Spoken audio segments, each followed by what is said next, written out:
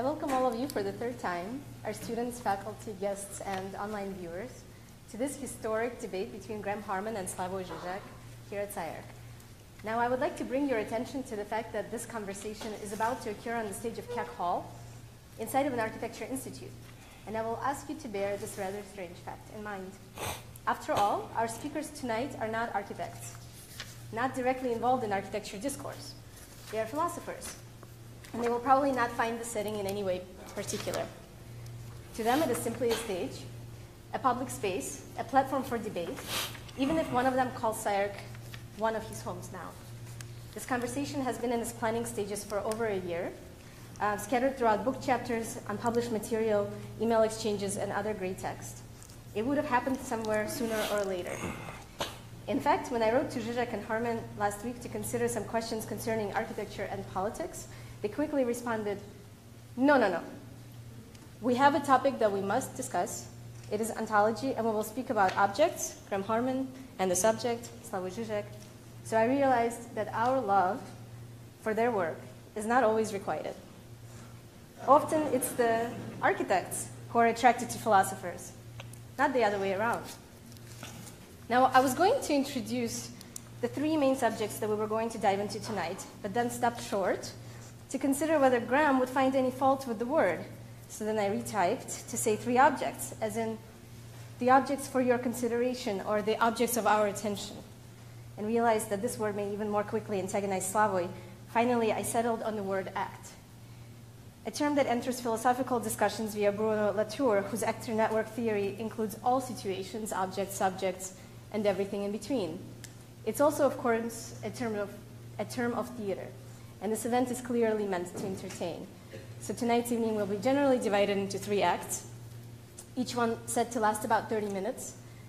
My role is the unenviable one, to keep our two speakers to this set time constraint, and to bring them down to earth. In Act 1, Slavoj and Graham will speak briefly for about 10 to 15 minutes each to introduce their work on objects and the subject. Act 2 will transition into the form of a dialogue. Here, hopefully, their disagreements will emerge more clearly on the topic of ontology and ways in which some of their positions engage or interpret our current political climate. In the third act, we will think about a possible link back to architecture by relating ontological notions to ways in which architects and buildings come into being, the rapport between authors and modes of representation, such as reductive models or visualization of fictional reality, some of the things that we've already heard in the introductions. We will conclude with a few questions from the audience, of course, and now, without further ado, please join me in welcoming our first presenter, Graham Harman.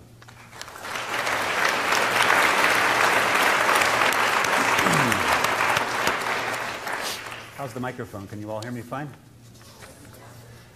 Slavoj has insisted tonight that we call him by his first name, and I'm going to try to force myself to do that. Usually I call famous authors by their family name because I've always worried about the borrowed glory of a false intimacy of calling somebody by first name, but we'll do as he asks. I used to tell my friends that Slavoj was the only philosopher I'd pay $100 to see live, and before tonight I had the chance to see him 5 times, and all of those were free. And this is number 6, and imagine my surprise to discover that Hernan removed $100 from my paycheck.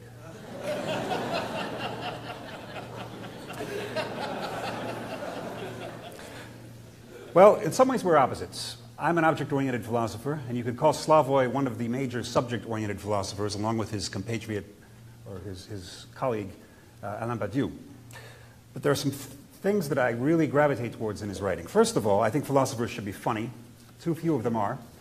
And I would have to say that Slavoj is probably the first Western philosopher since Giordano Bruno in the 1500s who could probably have made a living as a stand-up comic if he had to. Now, of course, Bruno was burned at the stake in 1600. I doubt that's going to be Slavoj's fate, but in a different time, perhaps, you can imagine a situation where it could have gone that direction. Also, simply the animal energy of his writings and his public speaking. When I started graduate school in the early 1990s, there was a certain way of writing that I know he hates also, that involves putting everything in parentheses and quotation marks, and this is simply de-energizing and debilitating, and he avoids this wonderfully. He simply takes a stand on everything and challenges you to disagree. But here are some differences. you could say that Slavoj belongs to a modern tradition of philosophy, whereas I would say that I belong to what I call a non-modern tradition of philosophy that's more recent. I'm stealing that term non-modern from Bruno Latour. Slavoj would say that we are seeking a re-enchantment of the world after the alienation of modernity, whereas I would say the world was never disenchanted in the first place. We've always been fascinated by the world. We've always been entangled with it and involved with it. Another thing, an issue I have with modern philosophy is that modern philosophy is in many ways a taxonomy. It says there are at least two different kinds of beings, thought and world, or nature and spirit, or human and world. It starts by saying there are two totally different kinds of things, and they both need a different ontology to handle them properly. The human thought needs one kind of ontology, nature needs another ontology.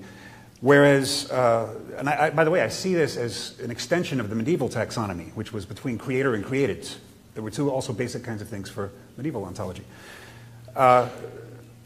Whereas in non-modern philosophy, we start with what we call a flat ontology, which means we start off by assuming that everything has to be treated in the same terms. So we start off by assuming that the human being is simply an object like others. Yes, a very interesting object to us, an object that has lots of talents, perhaps, that chairs and tables do not, but an object nonetheless, and that you cannot start off by inscribing what's special about humans into the very foundation of philosophy. That has to come later. And so you have to start off, this is why we give long lists a lot in object-oriented ontology. I'll say paper, grasshoppers, the planet Mars, chemicals, and so forth. You'll find 9 or 10 of these objects in a row. It's an attempt to create that sense of flattening for the reader. All right.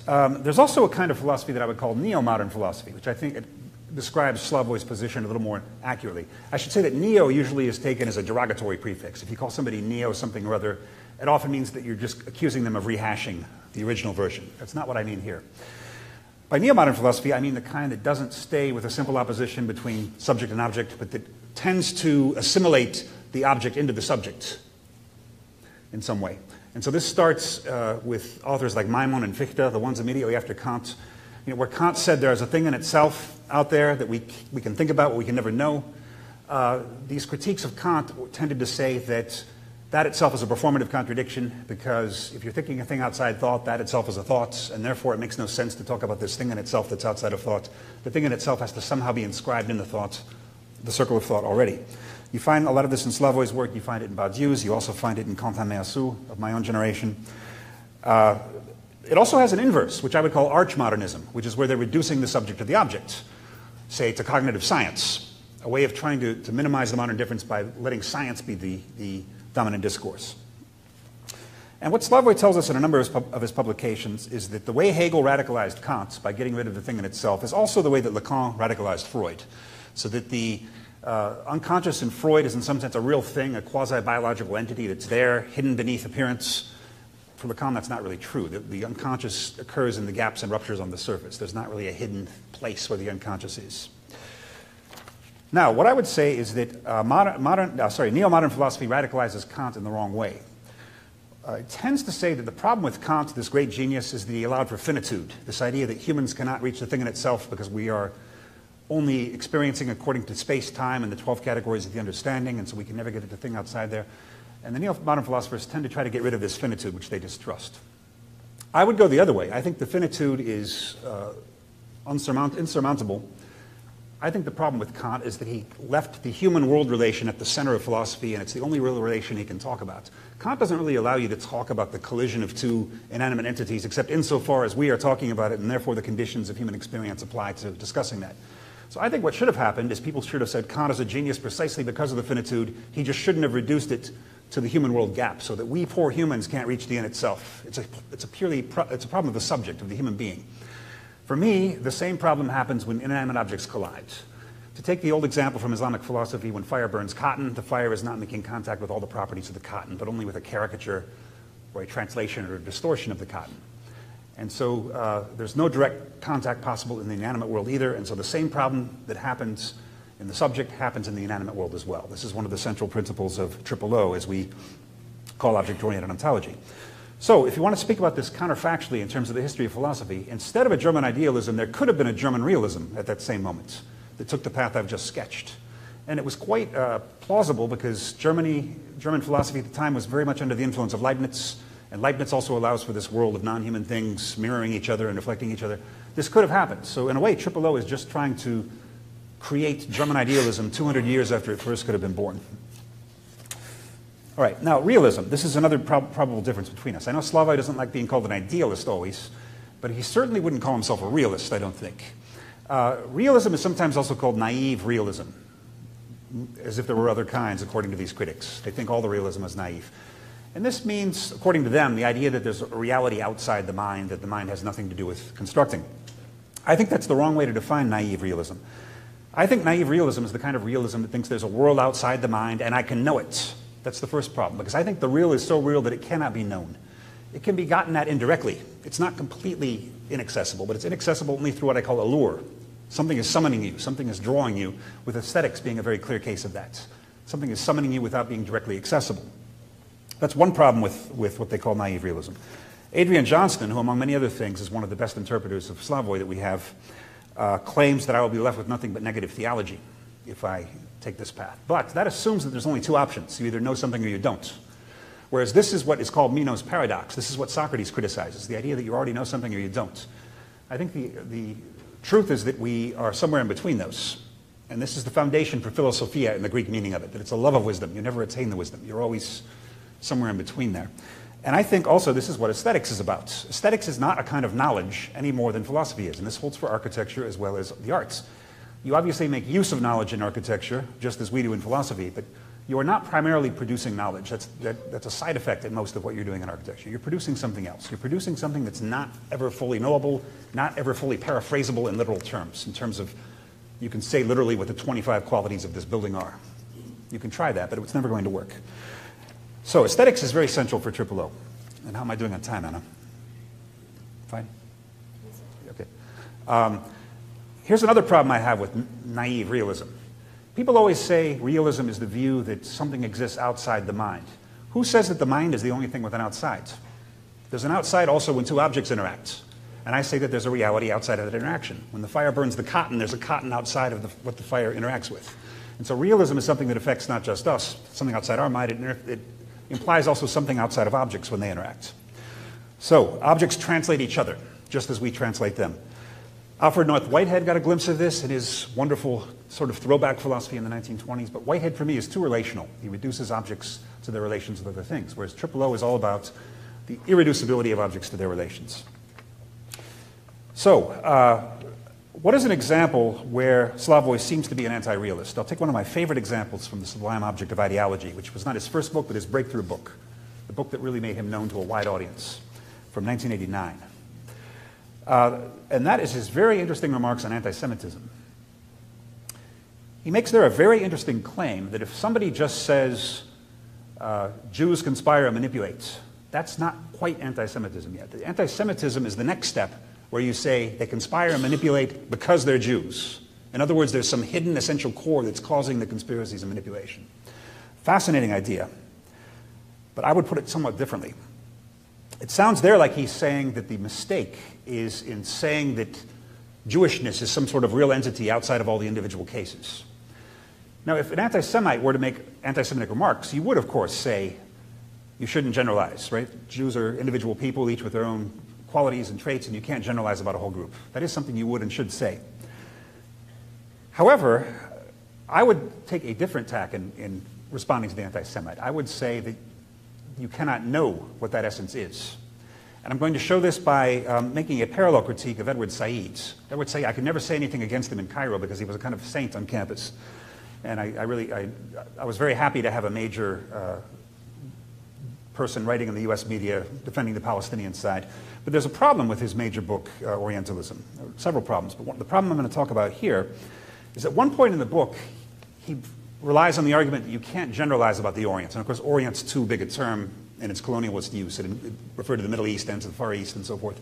But leaving that aside, he says at one point in the book that you can't generalize. Everybody's an individual, right? There are just a lot of individuals in the Middle East. You can't make a sweeping statement about what the Orient is. But then it occurred to me that that is close to the ontology of Margaret Thatcher, who says that society doesn't exist. There's only families and individuals. And the fact is, we do try to learn things about culture as a whole. When I went to Egypt for the first time in 2000, there were a lot of things I had to learn about Middle Eastern culture. You can put your foot in your mouth if you don't. You have to learn a lot of things about what can be said, what can't be said. One of my students in Cairo who spoke fluent English had a night job telemarketing to the US, and he had to take a culture course about Americans. So I got to see that in reverse, and it was hilarious. They taught him you can't ask Americans if they're married, you can't ask them their salary, all things that are very normal for a taxi driver in Cairo to ask you. So it wouldn't make much sense to say that there's no such thing as Egyptian culture or Middle Eastern culture. You should be able to say something about it. I think the problem with Orientalism and the problem with essentialism comes when somebody claims to know it. So in other words, it's not Orientalist to say Egyptian culture is different in some ways from English culture. The problem comes when you say, we know that the Middle Eastern peoples are incapable of self-rule, and therefore they need a viceroy to come from Europe and command them. This is where the anti-Semitism, the racism, the bad essentialism come in. I don't think there's a problem with essence as such. And I think one of the problems with recent theory is it's been too suspicious of the notion of essence. It takes away the realist part of theory. Because if everything has its own character, then everything has an essence for that very reason. It's a changeable essence maybe, but it's an essence. And in fact, this is how Aristotle defines substance. Substance, another much beleaguered concept today in contemporary philosophy. The most interesting definition Aristotle gives of substance is it's the thing that can have different qualities at different times.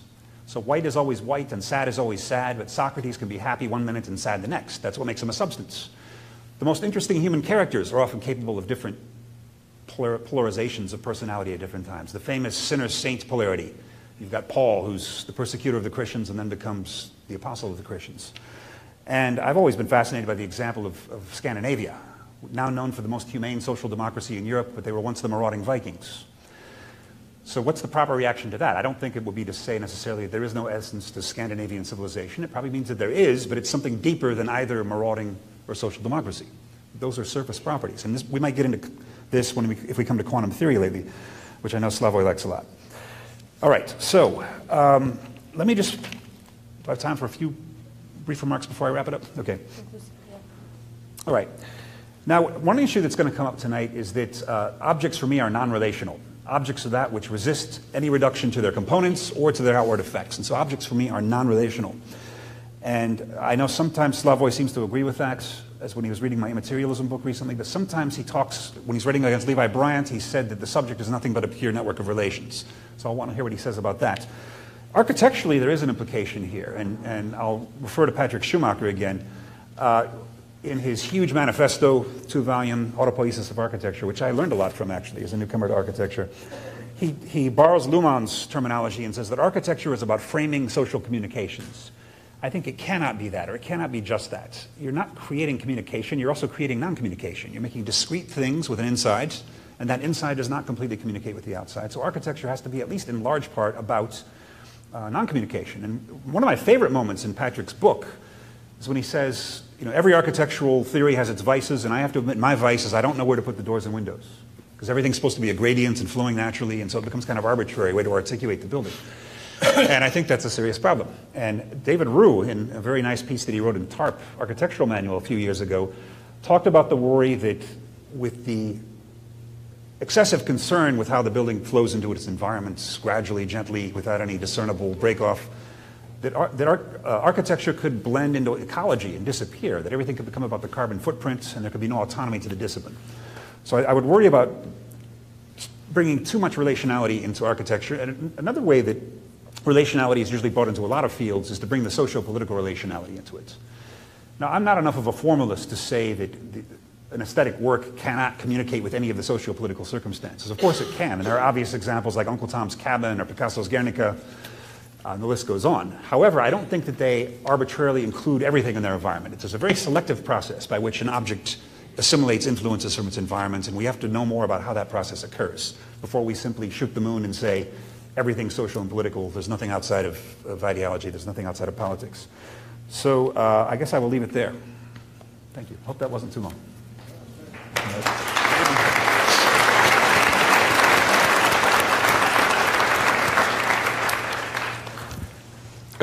Does it work? I hope it works also. It works. Yeah, okay. I see a problem today. I mean, the topic you indicated is so fundamental that I have no illusions that we will arrive at. It would be a great success if we just somehow clarify where the difference really is. Because I think the biggest problem in so-called philosophical dialogues. It's not who is right, but in what does the difference reside in the first place. And here I'm pretty much a pessimist. I think the entire history of philosophy is a history of one guy allegedly superseding the other, but really misreading him. For example, as an old Plato admirer, I claim it's clear how Aristotle misread Plato, or to go later, it's clear that Kant misread Leibniz and the previous philosophers. Fichte, Schelling misread Kant, Hegel misread all of them. My favorite example, if any guy didn't understand Hegel, it was Marx, and so on and so on. So let's just be modest, and I will just try to mark some differences. There are so many things to say. First, already beginning with that Latour thesis, we were never modern and so on. I'm here a naive, I admit it openly, a naive believer in modernity. I claim that, that with modernity, something happens at the level of science, modern science, at the level of politics, at the level of subjectivity and so on, which simply cannot be dismissed as just another form of enchantment and so on and so on. Just look at politics, whatever doubts we do have, but the whole political vision of French Revolution is something radically new. That's just one point on which I would insist. Then let's go on. Maybe one of the differences that we have is, although you have some sympathy for Heidegger, but if there ever was a thinker, I claim, who is radically historicist and transcendental, it's Heidegger. Here I never got your reference to quadruple objects, how you link it with Heidegger, because when Heidegger speaks about das Geviert, the quadruple, his point is, of course, not in the usual Kantian sense, but in more radical sense, transcendental. What do I mean by transcendental? It's simply the idea that because of our finitude, we never speak from a void. We are always thrown into certain pre-understanding of the world, which is always, they like, transcendental thinkers did phrase, always already here. You never encounter, as you know very well, you never encounter simply things the way they are. You always approach them from a certain historically specific horizon. And for Heidegger, Germans have this beautiful term, unhintergehbar, what you cannot step behind. For example, for Heidegger, each epoch is characterized by a certain disclosure of being. In modernity, objects, what is really objective, is just object of science, quantifiable, all other things are subjective expressions, and so on and so on. In medieval times, reality appeared in a different way, and so on and so on. Now, what I agree with, where I do agree with you, is that we should step beyond the transcendental. The transcendental circle, this circle of always already, simply is not strong enough to confront us with today's problems. Let me take the one who is for me the ultimate transcendentalist, Jürgen Habermas.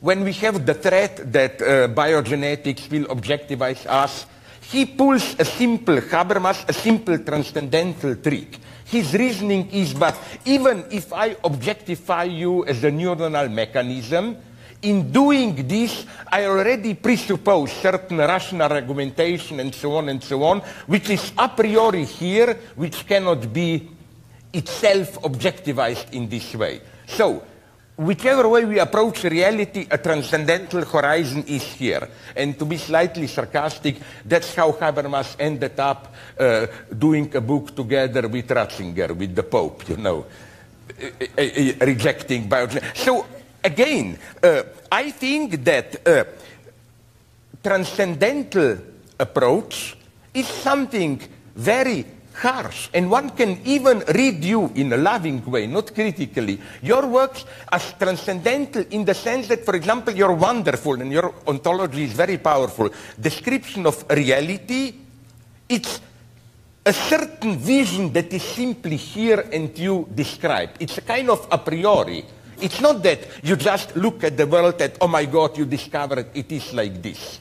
And I agree with you. Here we also agree that, and here we are all followers of Quentin Meillassoux, that the transcendental dimension shouldn't be the last horizon, because then you end in this Heideggerian deadlock. We just have a succession of different transcendental horizons and so on and so on.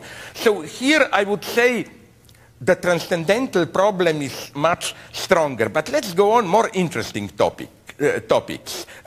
I like what you said. It's a wonderful formulation about how it's not only either subjectivism, we constitute reality, or reality is out there unknowable, or reality is out there we can know it. My position would have been here, the fourth one, maybe more subtle. Yes, I agree with you. Reality is out there impenetrable. We cannot ever fully get at it. What I would have done, and probably you would disagree, is to add an additional, sorry for the implicit obscenity, turn of the screw, and to add that I always was fascinated by this wonderful saying of Hegel. It's not literally like this, but more or less he says it, that the secrets of the Egyptians were also the secrets for the Egyptians themselves. That is to say, I don't think there is a reality in itself which is just impenetrable to us. What if, and that's how in my naive way I read one of the lessons of quantum physics, what if this impenetrability is, and I mean this in the most radical sense imaginable, a feature of reality itself? Reality is not just out there, we cannot get at it. Reality is in itself flawed, imperfect, antagonistic, it's incomplete in itself. That's why, if I can tell another story, probably you know it, which I love it, the best quantum physics joke. I read this in some simple introduction to philosophy. It's my favorite philosophical narrative. The idea is this one, to understand, and this is the big conflict in philosophy, what are the ontological consequences of quantum physics? They claim, imagine a video game. You move in it, and you see some trees in the background, a forest. You cannot go there and see the forest, the trees, from close up, because simply the game is not programmed in this way. If you come too close to the trees, you just see some vague dots, contours. Why? Because it's not part of the game, universe the way it's constructed, that you can go there. So in this wonderful reading that I like, it goes on like this, that the lesson of quantum physics is that God constructed our world like a lazy computer designer.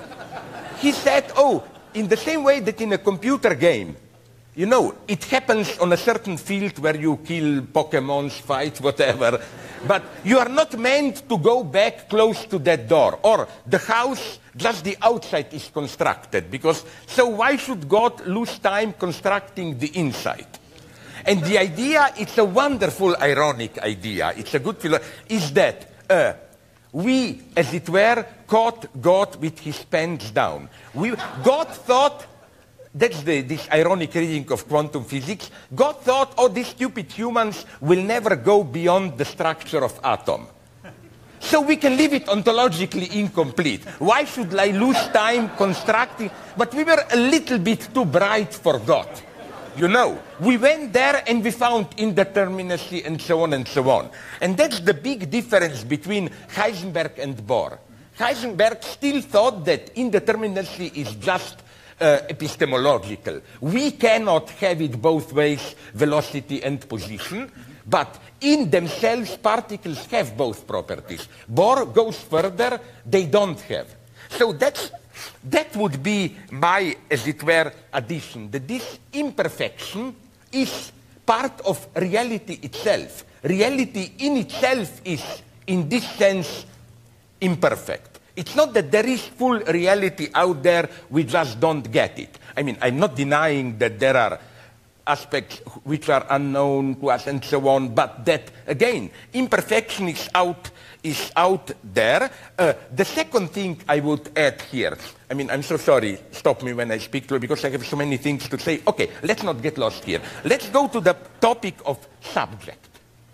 I always think, maybe I am wrong, that the problem with triple O is for me that, okay, it's easy to say subject is ultimately just another object. In a certain way, of course it is. I mean, we don't exist without bodily substance and so on and so on. But what I would have said is that modern subjectivity is not simply a meta-actant, meta-agent, like an object which or who doesn't want to be just an object but wants to posit the entire world and so on and so on. Subject is, for me, I don't have time to go into it, it's a complex topic, something much more paradoxically. It's more an impassive entity. It's, in a way, this failure, lack of being, in a way, coming out to be existing. Which is why subject for me is not an all-powerful agent. It's just a certain, at its most fundamental, subject is for me a certain, if you want to, structural deadlock, impossibility, passivity. What do I mean by this? Let me go on here. For Lacan, subject does have always an object that it is. It's just that the paradox of subject is that the subject is an object unavailable to itself. To be a subject means radically not to know what for an object I am. And it's not just this. It's that this surplus of not knowing has to be embodied in an additional paradoxical object called by Lacan object small a, the object call of desire, and so on and so on. Which is why I will talk too much, I'm afraid. Which is why for Lacan, you know, when people think, oh, for psychoanalysis, object of desire is forever eluding. Yes, but that object is not out there, I cannot ever reach it. That object is myself. Subject, which is why for Lacan, the ultimate subject in sex terms is a woman, with this eternal hysterical question, tell me why you love me. It means tell me what for an object I am, but of course you cannot ever answer it. Object, the true enigma, psychoanalysis has here a wonderful theory of subjectivity. The true enigma is a small child, he or she sees that he or she is manipulated by parents, they want something from you, they play their traumas through you, but it's never clear to you what they want from you, what you are for them. This abyss defines the subject. So subject is not mega strong, subject is, I agree with you, this is my scene for you, not one among the objects, but not in the sense of we have an objective world and look, that crappy human being wants to be everything. No, subject is for me rather an effect of limitation. Subject means we are in certain horizon, we cannot move beyond.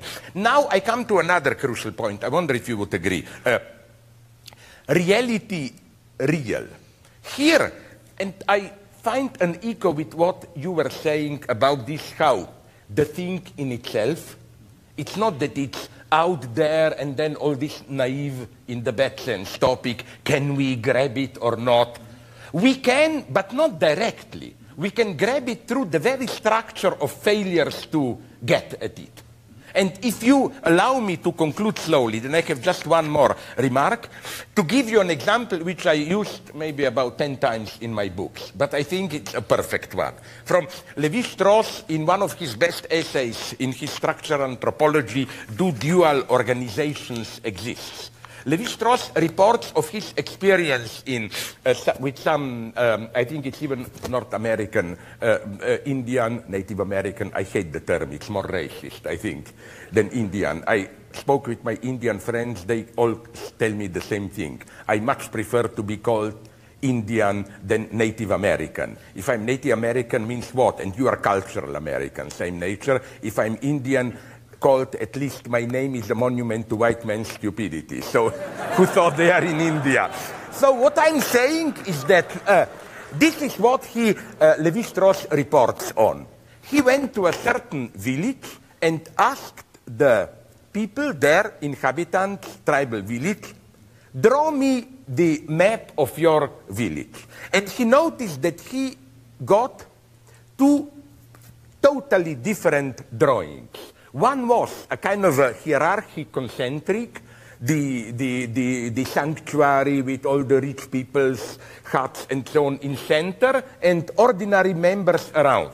The other one was more dualist. Rich ruling priests on the one side, the other.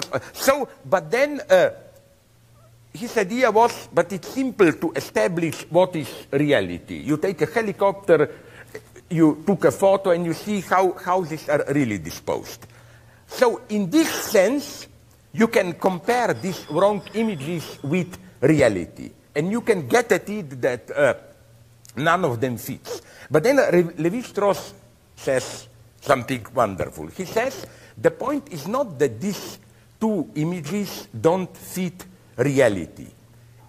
Their truth is in the way they miss reality. Because in the gap that separates these two images, this very gap, this failure to represent properly social reality, tells you the deepest truth about social reality. That it was class society at its beginning, these two drawings, which both falsify social edifice, register the growing social antagonism.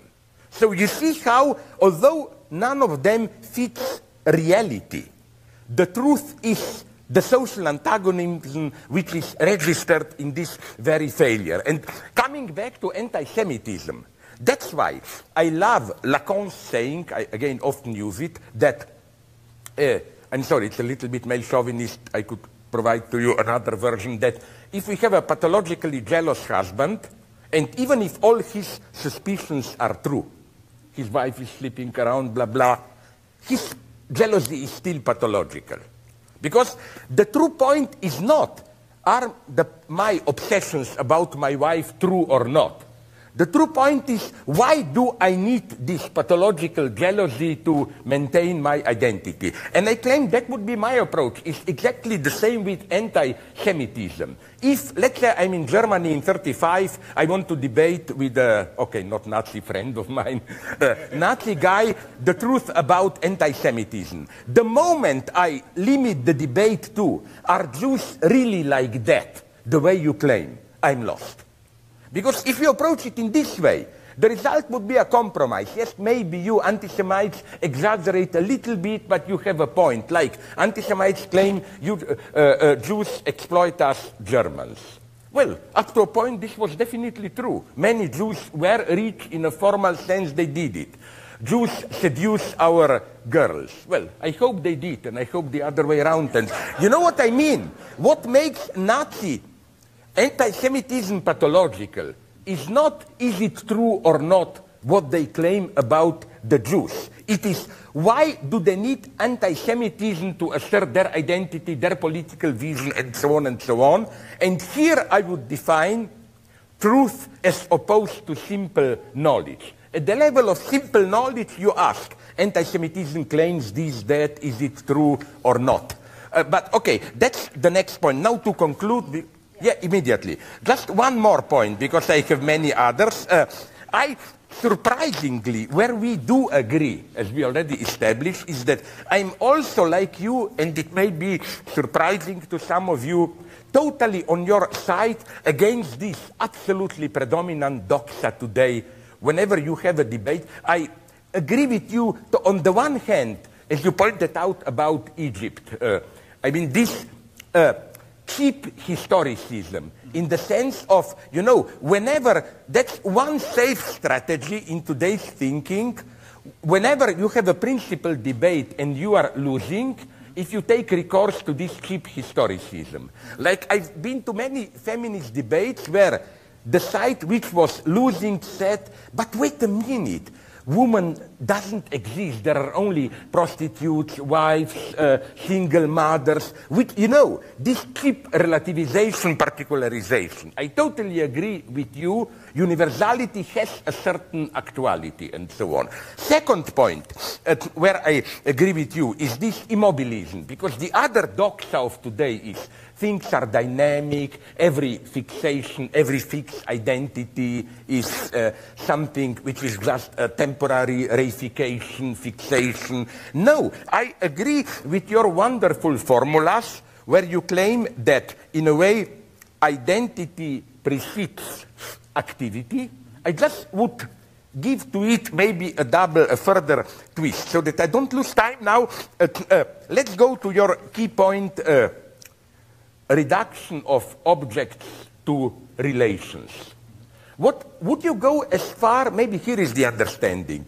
I agree with you, objects cannot be reduced to a set of relations, especially actual relations. There is always an excess. But I claim, nonetheless, this excess can be generated through relations. Let me take an example similar to your East India Company. Let's take communism. Right. It's a cause. It is totally clear that communism as a cause, and I'm very critical towards it, although I still consider myself a communist, communism as a cause exists only insofar as it is practiced, actualized, debated among humans. It is this paradoxical entity, or all social causes are like this. They exist only through incessant activity of individuals. But nonetheless, I agree with you, they cannot be reduced to it. That would be my paradox. They can totally depend on relations, but they have an excess. For example, it is, where would be the in itself of communism? Although communism began as the idea of equality, transparency, and so on, it's totally legitimate to ask the question, but isn't there another hidden side of communism? Was Stalinist deviation really just a secondary mistake, or was it an actualization of something that was already originally possible in the idea of communism, and so on and so on? So I don't get it. For example, let's take a case of communism. Isn't it something that, although it is fully rooted in relations, it is alive as an idea only insofar as people debate it, fight for it, and so on, it still has an in itself. But it's a paradoxical in itself, which, again, that's the paradox I would insist on. It doesn't exist outside relations, but it's posited by relations themselves as there in itself, as something transcendent, getting over them, and so on and so on. Okay, I have many other things to say. I will not now lose time. For example, when you mentioned objectivity and so on. Slavoj, I'm going to interrupt. I already told her before that he should act as if she is a domina with a black leg, and you are now whipping me, and I agree. Okay, I stop. Sorry. I will be Stalin tonight, and I will try. And what are we? Who is Bukharin? Who is Trotsky? Who is? Actually, if somebody were Trotsky, we would have to erase him, because in all of the images, as we know, he was in fact erased from history, from all the photographs. So there must be something there to talk about. Can I make a brief remark? Sure. You will love it. Precisely with the case of Trotsky, I agree with you. You know what was Trotsky's mistake in the early and mid-20s? No. He was too much abstract in the bad sense, not in your sense, essentialist. He did not see how to gain power. You know, Stalin was very bright. You know, just in 23, he nominated over 100,000 of mid-level bureaucrats and so on. He knew that power, and Trotsky was extremely arrogant. Trotsky came to Politburo session to boast with Flaubert in French. He was really like, I don't care. And then all of a sudden, in late 20s, Trotsky discovered he's like that cat above the precipice, you know. He looked down, there is nothing. He fell down. So this I deeply appreciate in contrast to what you think. I think that with regard to what I think subject, which is precisely an inhuman abstract subject, I cannot find anything that would more fit to my notion of subject than what, for example, somebody like, although I know your differences with her, Jane Bennett describes as this, a transhuman assemblage and so on. I have no problem with totally asserting that.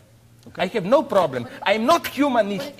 Can you just, what is assemblage? Can you speak to this? Assemblage. Maybe some of it's... Yes, this is the theory that things are built together out of many components to form one thing. Which are relatively independent, Yes, no? that's right. Like, as we already talked before, Trump is an assemblage. It's crucial to understand him that, in the sense that he built his relative hegemony through assembling elements which have relative independence, a certain working class populism, a certain this, a certain that, and so on. And it's inconsistent, obviously. But beware, this inconsistency is his strength. Before we get into Trump, can I answer some of the points from your speech? Because there were so many interesting things there. I was going to maybe address three if I can. The first one, I'll respond to the one about the essence of communism. First of all, there's a question as to whether there is such a thing as an essence of communism, or whether we're talking about different phases. I'm good essentially. You're no historicist, relativist. No, not at all. Not at all. Remember, in the book of Materialism about the Dutch East India Company, I at least considered the possibility that there wasn't just one company, that it went through several different companies under the same name. I determined that, in fact, there was just one company. It was one thing. I obviously agree with you. Against in Leibniz. the same sense, I think there is one communism. Okay, all right. It's too cheap to say Stalin falsified it or whatever. Yes, that's right. Also, essences for me don't necessarily have to stay the same over time. They can develop. Absolutely develop with you. So I agree with you. It's not bad essentialism that there's one platonic form that everything copies forever. I also talk about symbioses in my book, which are kind of in between detailed changes and developmental changes. So I think you'd have to look empirically at an individual case, like communism. You'd have to be a historian working from a triple background. Would you nonetheless agree my central point was exactly in your sense? Communism, precisely as a universal movement notion, has an in itself. Yes. It's legitimate to ask where it was impenetrable to itself, what potentials it didn't actualize. It's not a meaningless question. Some people treat it as if it were, and it's not. To ask, what could it have been? What is it really about? And of course, every object has multiple objects that make it up. So communism has parts too, just like any other object. Sorry to interrupt you, but here again I deeply agree with you. I would link this to that, your wonderful notion of proximate failure. Yes. Okay, you wanted to say something. No, I want to talk about that. Proximate failure. I have the idea in the book of Materialism that one of the ways you recognize real objects is by looking for failures, not successes. Absolutely. Because if something succeeds too easily, it's probably just part of the environment. It's probably just fitting in. When something fails, you know that it's a bit out of sync with the environment. And so I talked about that in a few cases of the Dutch East India Company. In the book I just finished the other day for Penguin, an introduction to Triple O, for Pelican actually, I used the U.S. Civil War as an example. And when I'm talking about Grant and Lee as the two great generals of that war, I was looking at their failures, of which there were many prior to their successes, which I think was a proof of their greatness. The fact that they had these failures. Do you buy the theory which always intrigued me? I'm sorry, but it's such a nice conversation. Do you buy the theory that at Gettysburg it could have turned otherwise? Yes. That Grant forgot to put artillery on some hill there. It was Meade. Grant wasn't in the east yet. Grant was still out west. But yeah, Meade could have put the artillery. That's the key. It could have turned... The South could have won if Pickett's charge had succeeded, and Meade could have also chased down Lee and destroyed his army and ended the war. So there were several things that could have gone differently. It was a very contingent battle. However, I think the other battles, two of them are more important in particular, but that's another issue. We'll have a civil war. No, but you know what I wanted to ask you? Sorry. Yes. No, a very precise question concerning this. I think what interests me especially are not only this approximate failure in the sense of alternate history, and I'm also like you addicted to them, you know, all the bullshit that we get now, Men in the High Castle, SS, Great Britain, I'm an avid viewer of that. But isn't it also the other way around that often we get false opening in the sense of we think that something is possible and it was just an accident that it didn't happen, but it was a deeper necessity. For example, here I remain an old-fashioned half-Marxist. opposed to what my good friend, very dignified person, the Catholic Derridean John Caputo, he claimed, why be against capitalism if you imagine a capitalism which, like Sweden in the 60s, does welfare, this, that, and so on, that all this would be possible. Well, I doubt if this is possible. I think one of the tricks of politics is that something that appears as mere contingent failure, oh my God, we could have done that, but we didn't. A deeper analysis of what you would call in itself can also discover not only that there was an option to do something else, but that what appeared to us as an opening really was none, that it couldn't have happened. So here we should do a complex analysis. You agree, no? We should. And in the Dutch East India Company case, it was the geographical points that were inevitable. There were two straits in Indonesia that had to be captured by somebody. So that's one example. But can I ask you a Lacanian, deep psychoanalytic, psychologizing question? Yeah. Because I love that book. Okay. I even told him before that, you know, in my communist universe where you don't have free reading, these official grey brochures are distributed to you, printed like Mao's Red Book in 10 million copies. In my communist empire, your immaterialism would be distributed from elementary, and people would be sent to Gulag if they forgot to read your book. No, but what I want to ask you is, like, what attracted you to that stupid East Dutch company?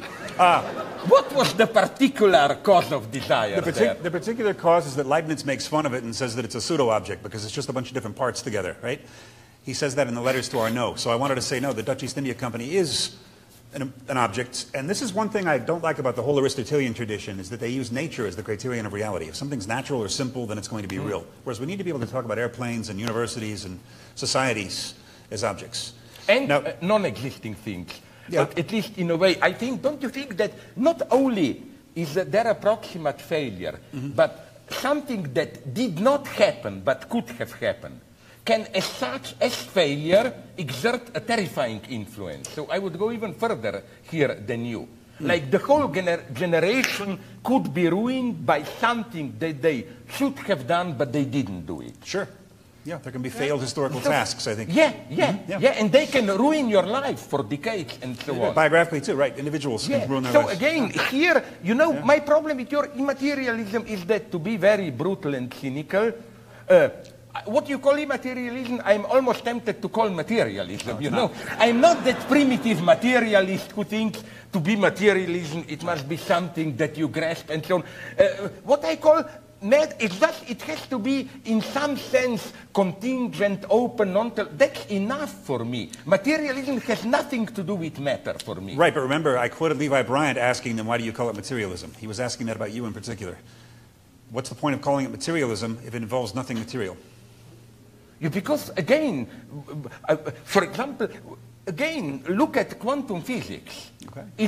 It's in a way matter without matter there. Waves, are they material, in what sense, and so on. And why is it materialism? Because it's a certain contingency, openness, and so on. It's a certain purely formal structure, non-teleological, whatever, contingent, that defines materialism for me. All right. It doesn't have to be some hard... Would you agree with this beautiful idea that came to me that paradoxically, in 19th century still, materialism meant brutal, tasteless reality. But today, and that's why I have here, you will kill me, you will hire a guy to break my fingers, some mafia friend, because that's my problem with Tarkovsky, the director. He's so spiritual, but at the same time a brutal materialist. You know, for him, Tarkovsky, spiritual experiences when you even put your head into mud and so on and so on.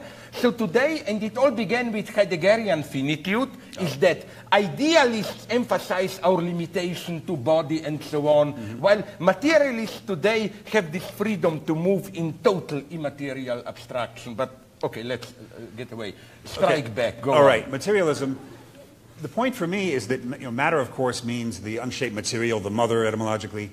And I don't think there is such a thing. Right? There are forms. So what would be the value of using materialism? I think usually the value is that it has a kind of leftist political cachet, that it has to do with the Enlightenment and it has to do with critically tearing things down to the ultimate... correct you, and you will agree with me. Even here, and you will agree with it. Right. Things are more complex. For example, my other beloved, you see the depth of my Stalinist taste, Robespierre.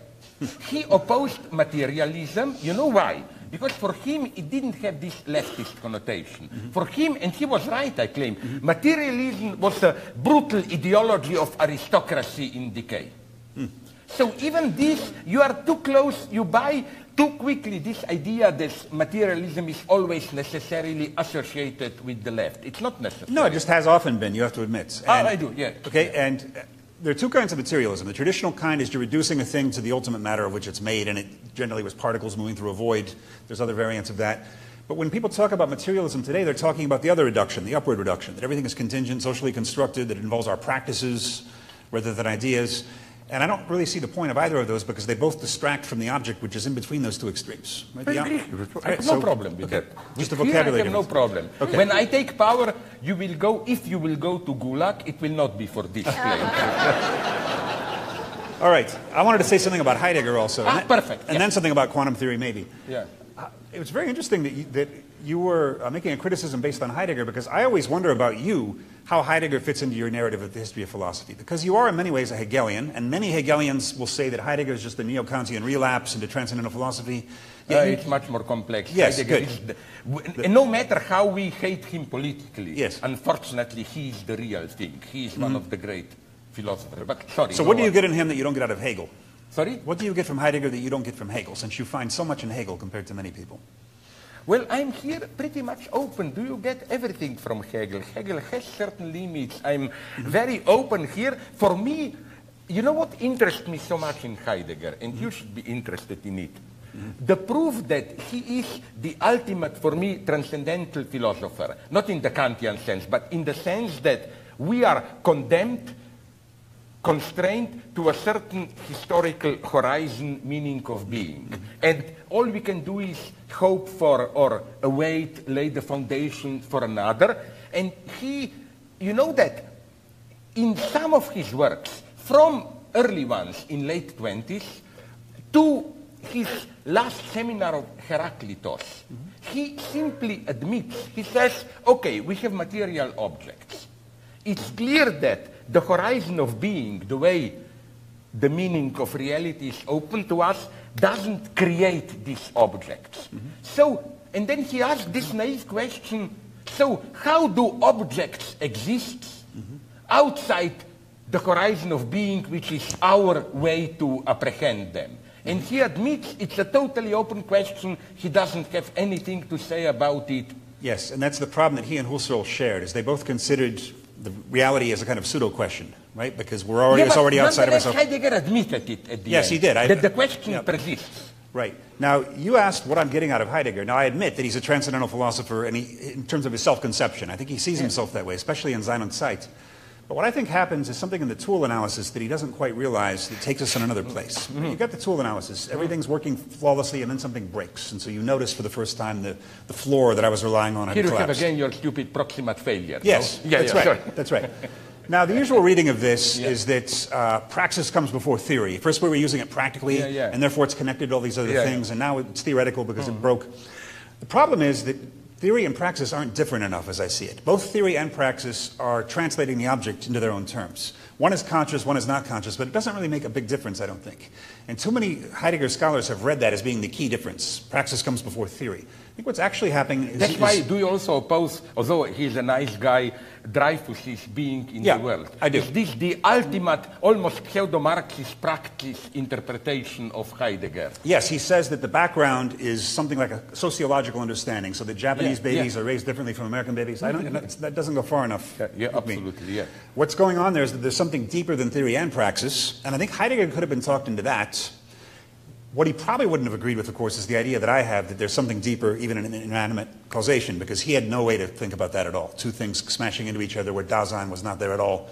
Heidegger has nothing really to tell us about that. He's enough of a Kantian that he's talking about... what he would say, I agree with you, is that okay, two things, of course, can crash out there, but Yeah. the only way for us to make sense of it is to read it within our hermeneutic horizon and so on and so on. But I don't think that's true. Can I ask you a question about that? Because Sure. I think, Graham, you bring up the story of two stars or two asteroids colliding Yes. near a distant star, and there is an astronomer who captures the image in a photograph. How do you describe these different, you would call them objects, different relations? And can we insert another kind of participant, let's say? So here, to kind of bring a fourth, maybe a fourth in, and this is where I would like to maybe transition us back a little bit to Earth, to say that there's not only an astronomer with a camera out there in space, but also, let's say, the eye of somebody, an eye of a subject, an eye of somebody, let's say like Trump. Watching. You know, Trump is watching. Let's say the French would say l'œil, trompe-l'œil, out there, and producing a kind of, another kind of narrative, let's say, about this event. An alternative, perhaps, reality. How would you begin to describe now this quadruple looking at each other? I'm trying to avoid the temptation to unload on Trump right now. But Trump would have probably read it as, you know, something sexual, two bodies hitting each other. I think in a way, well, it comes back to a couple of concerns that were already brought up. One concern is there such a thing as a subject without, let's say, an object? No, or no, is there such a thing as a subject who is a kind of, what did you call it, a kind of collage, not collage, but assemblage of things, and how do we produce a sense of reality? What does it mean to... Interesting, and for me, reality is a more important word than truth, because truth to me implies that somebody thinks they can get it. It's not just out there, but they can get it. Whereas reality for me means that you're doing something, and then there's the proximate failure that's alerting you to something that you're doing wrong. And I think that's why I wasn't so happy with the narrative about post-truth politics. Because who really had the political truth to begin with? But I think we're in a phase of post-reality politics. And Berta Latour wrote an interesting article about Trump that you can read in the Los Angeles Review of Books online for free, where he made an interesting case. He said Trump is not a fascist, because at least as Latour reads fascism, it's a kind of fake attempt to bring back the Greek and Roman polis combined with technology. You agree? Oh, good. And he said what Trump really is an escapist. Because what are really the political issues? Climate change, refugees, and he's simply pretending they don't exist. And so it's a denial of reality more than an attempt to say an untruth. He's not making contact with political realities that we need to be dealing with right now. So that's probably a better way to, I think I'm persuaded by that. Perhaps that's the mode of operation, but then there is a kind of audience on the other side who might not be able to distinguish between, let's say, the photograph and the fiction. But back to Trump, sorry. I agree with this description, and I also agree that Trump is not a fascist. You know why? Because would you agree with this? The majority of leftists are, I agree, I'm here very critical of most of them, are often lazy, which means when there is something new emerging and they see it's bad, but they are too lazy to really think what is happening, the easiest thing is to apply a non-term. Oh, it's neo-fascism, fascism, and so on. It's not.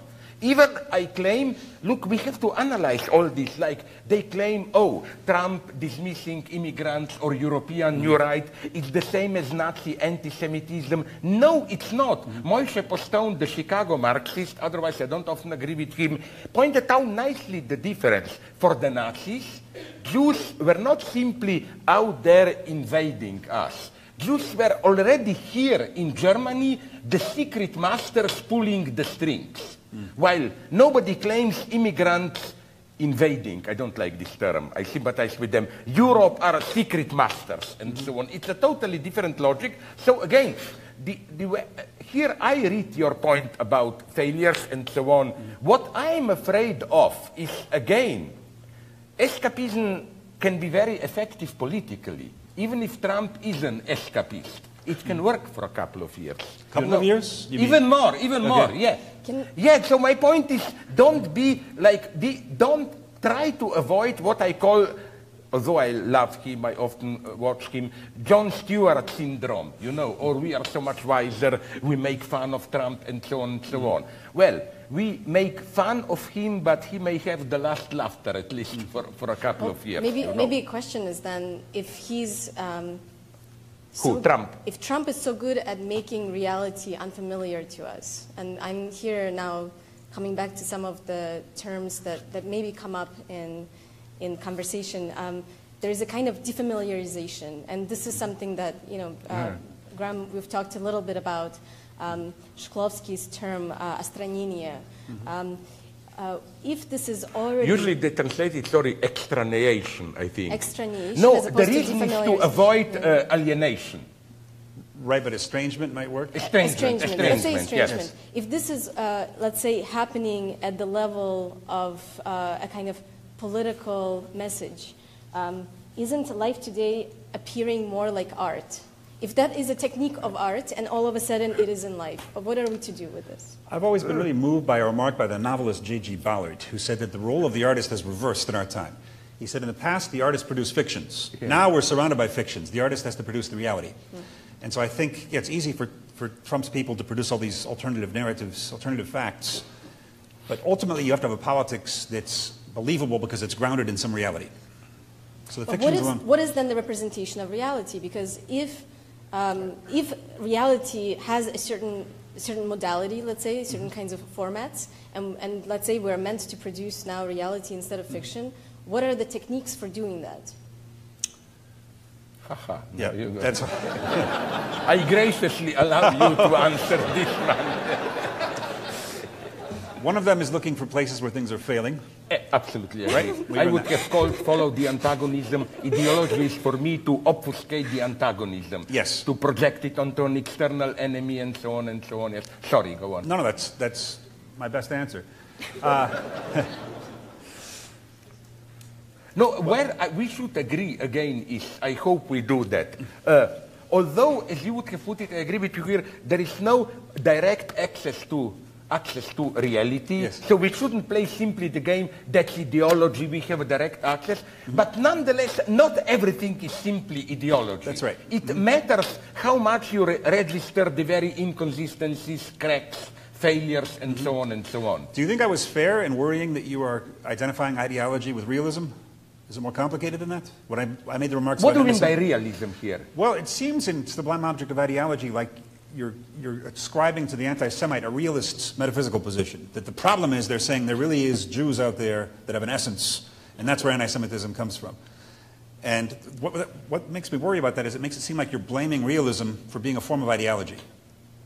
I see. Okay, I would have to go more in detail, but okay. I share your fear here. You know where? I have a follow-up. I have a follow-up after. Okay, I'm sorry. You know where I share your fear, but I would complicate things. Okay. What I mean by criticizing realism is this, and that's where comes what I mentioned there, this secret essence of the Jew. Look, Ernesto Laclau, my otherwise good friend for some time at least, claimed that an anti-Semitic subject always gets caught in a paradoxical tension. You cling to anti-Semitism, Jews are evil, and so on and so on. But then you happen to live with close to a neighbor who is a kind old Jew, and then you cannot bring the two together. Your ideological thesis, Jews are evil, and the kind old Jewish gentleman who is there. I told once Ernesto, wait a minute, look at me, old European fascist. Don't you know what is anti-Semitism? It's easy to bring them together. A true anti-Semite would instantly answer, you see, that's why Jews are dangerous. They are really evil, but they mask this through their kind appearance, you know. That's the magic of anti-Semitism is that all the facts are reinterpreted as showing their opposite. But I want to say, sorry, very briefly, another thing about this ostranenie, rendering strange. I think, nonetheless, we should not confuse two things. One is ostranenie, and here I see the danger of Trump. It's more that ostranenie, sorry, this estrangement, in the sense that things that were unthinkable 10 years ago, to be openly racist, to advocate torture and so on, are now all of a sudden acceptable. They no longer even surprise us. That's the tragic sign of regression for me. Trump is for me not only economic, political, but even not even moral, a catastrophe at the level of public decency. So do you regret having seemed to have supported him over Hillary No, Clinton? no, You absolutely. Don't. Why not? Because I will tell you why. Yeah, it's yeah. my very simple party line.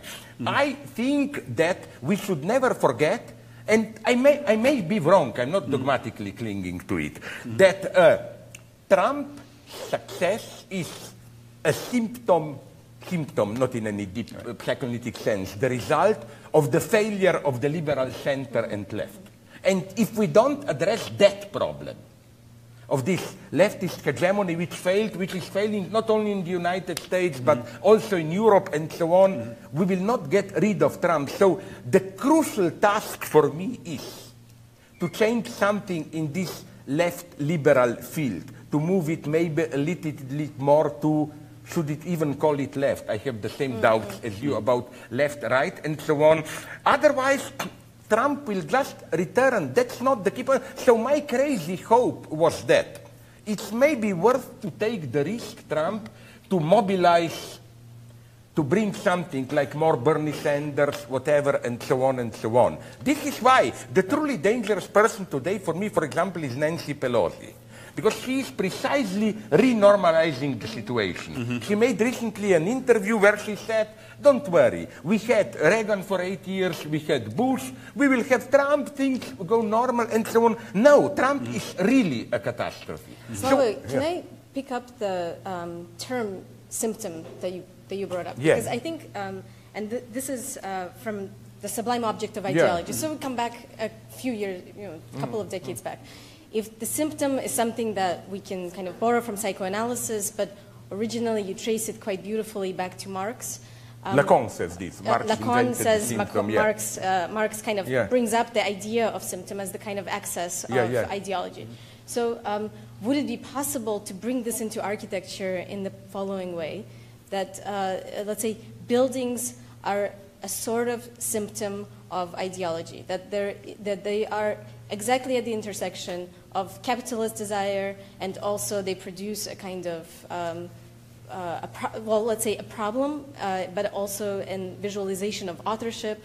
How do we see these? How do we understand buildings as symptoms of both capitalism and authorship, as a kind of, if I may add dichotomy between a brief improvisation to provoke you, then you should take over. Can I just add something to that Ostranenie estrangement stuff? That would be this simple ideological regression. But I think we should not confuse this, like what in the way Trump estranged us from old liberal certainty, with another, like here. It may surprise you, but although I know you don't agree with her. For example, the way Jane Bennett describes that famous trash site with all the interacting, that's for me the true productive estrangement, something that you consider simply an affair of human desires when you posit humans as interacting with biological processes, organic, inorganic. You get a certain inhuman view of the situation. And that fascinates me absolutely. So it's more complex. But to go back to symptom, I prefer not to use this term too much because in psychoanalysis it has a very precise meaning. It's especially, symptom is never just a symptom. Lacan plays with this term symptom like a knot. Symptom is really what holds the subject together. If you dissolve the symptom, it's not you get the truth. Usually you get a psychotic breakdown and so on. Symptom is precisely not just a symptom in the sense of a sign of some real thing going on. For example, to refer to... Can you relate it to what you said? It to authorship? I mean, can you relate it to authorship? Let's say all buildings by Frank Gehry are symptoms of his, author function. Well, why? I would prefer even not to use the term symptom. If we go to, and my God, I talk too much, you should counterattack. You know what fascinates me in architecture? It was already quoted today. In what sense, at least a certain, maybe I'm universalizing it too much, modern architecture, all these great projects, Corbusier and so on, it's clear that they not only react to certain social problems, antagonisms, but they propose, for example, the new urban design and so on, separating place to sleep, place to work, place to have fun, as a solution to these problems. And second, this is why my arch enemy, if you ask me, and here Frank Gehry is not totally innocent, are, I think, one thing to bomb today are these public performative venues. You know, the idea is operas, concert halls shouldn't be just elitist operas. You should have their amusement parks, cafeterias, open public space. It's pure absolute lie. These are open spaces which are themselves isolated under the cupola and so on. But another thing, so in this sense, you cannot understand architecture, and I'm not saying the ultimate truth about architecture here. You can argue in a more formalist way, but what fascinated me, another thing about, for example, this is my true love, I must admit it, the classical Stalinist architecture, wedding cake and so on. You know what fascinated me there so much?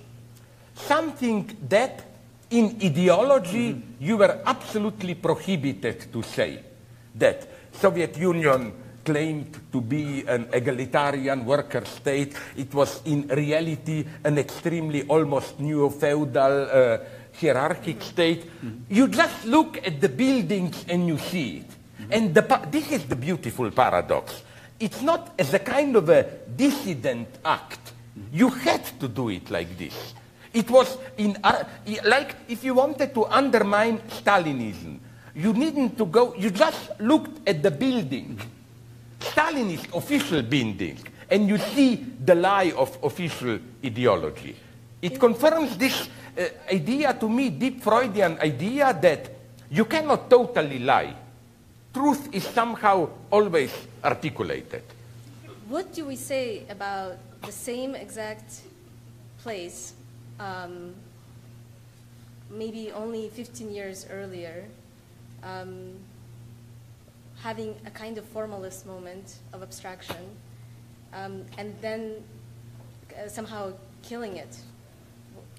You know, I think this is something that we can relate a little bit to I know today. what you mean. I think we can relate it to today, because if Hutemas closes in the 20s, if Bauhaus closes in the 30s, if we're now entering a difficult time period, we're not quite sure where we are chronologically. Yeah.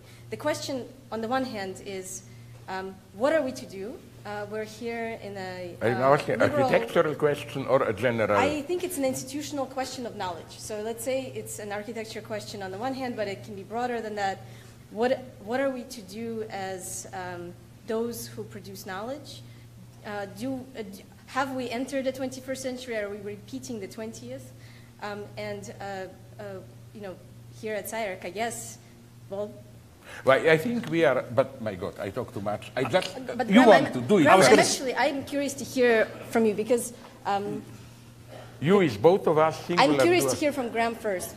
Yes. Can I answer first the question about buildings as symptoms of capitalism or neoliberalism, which people like to say? Because this is a flat, abstract statement. Exactly. I don't think you learn a lot. You don't. And what I'm worried about is that usually that statement is a way of gaining the moral high ground in a debate. Yes, so then you can talk down to everyone. And so O says all objects are equal, and Alexander Galloway writes an article saying we think humans are garbage because we're the equal of garbage. I mean, come on. There's no intellectual content in that claim. He's simply trying to look down on us from above. And this is what I worry about. That's the problem, sorry, with political correctness. Yes, that's right. For me. That's right. The more white people who act politically correct, the more they apparently humiliate themselves. The more they gain in this pleasure of.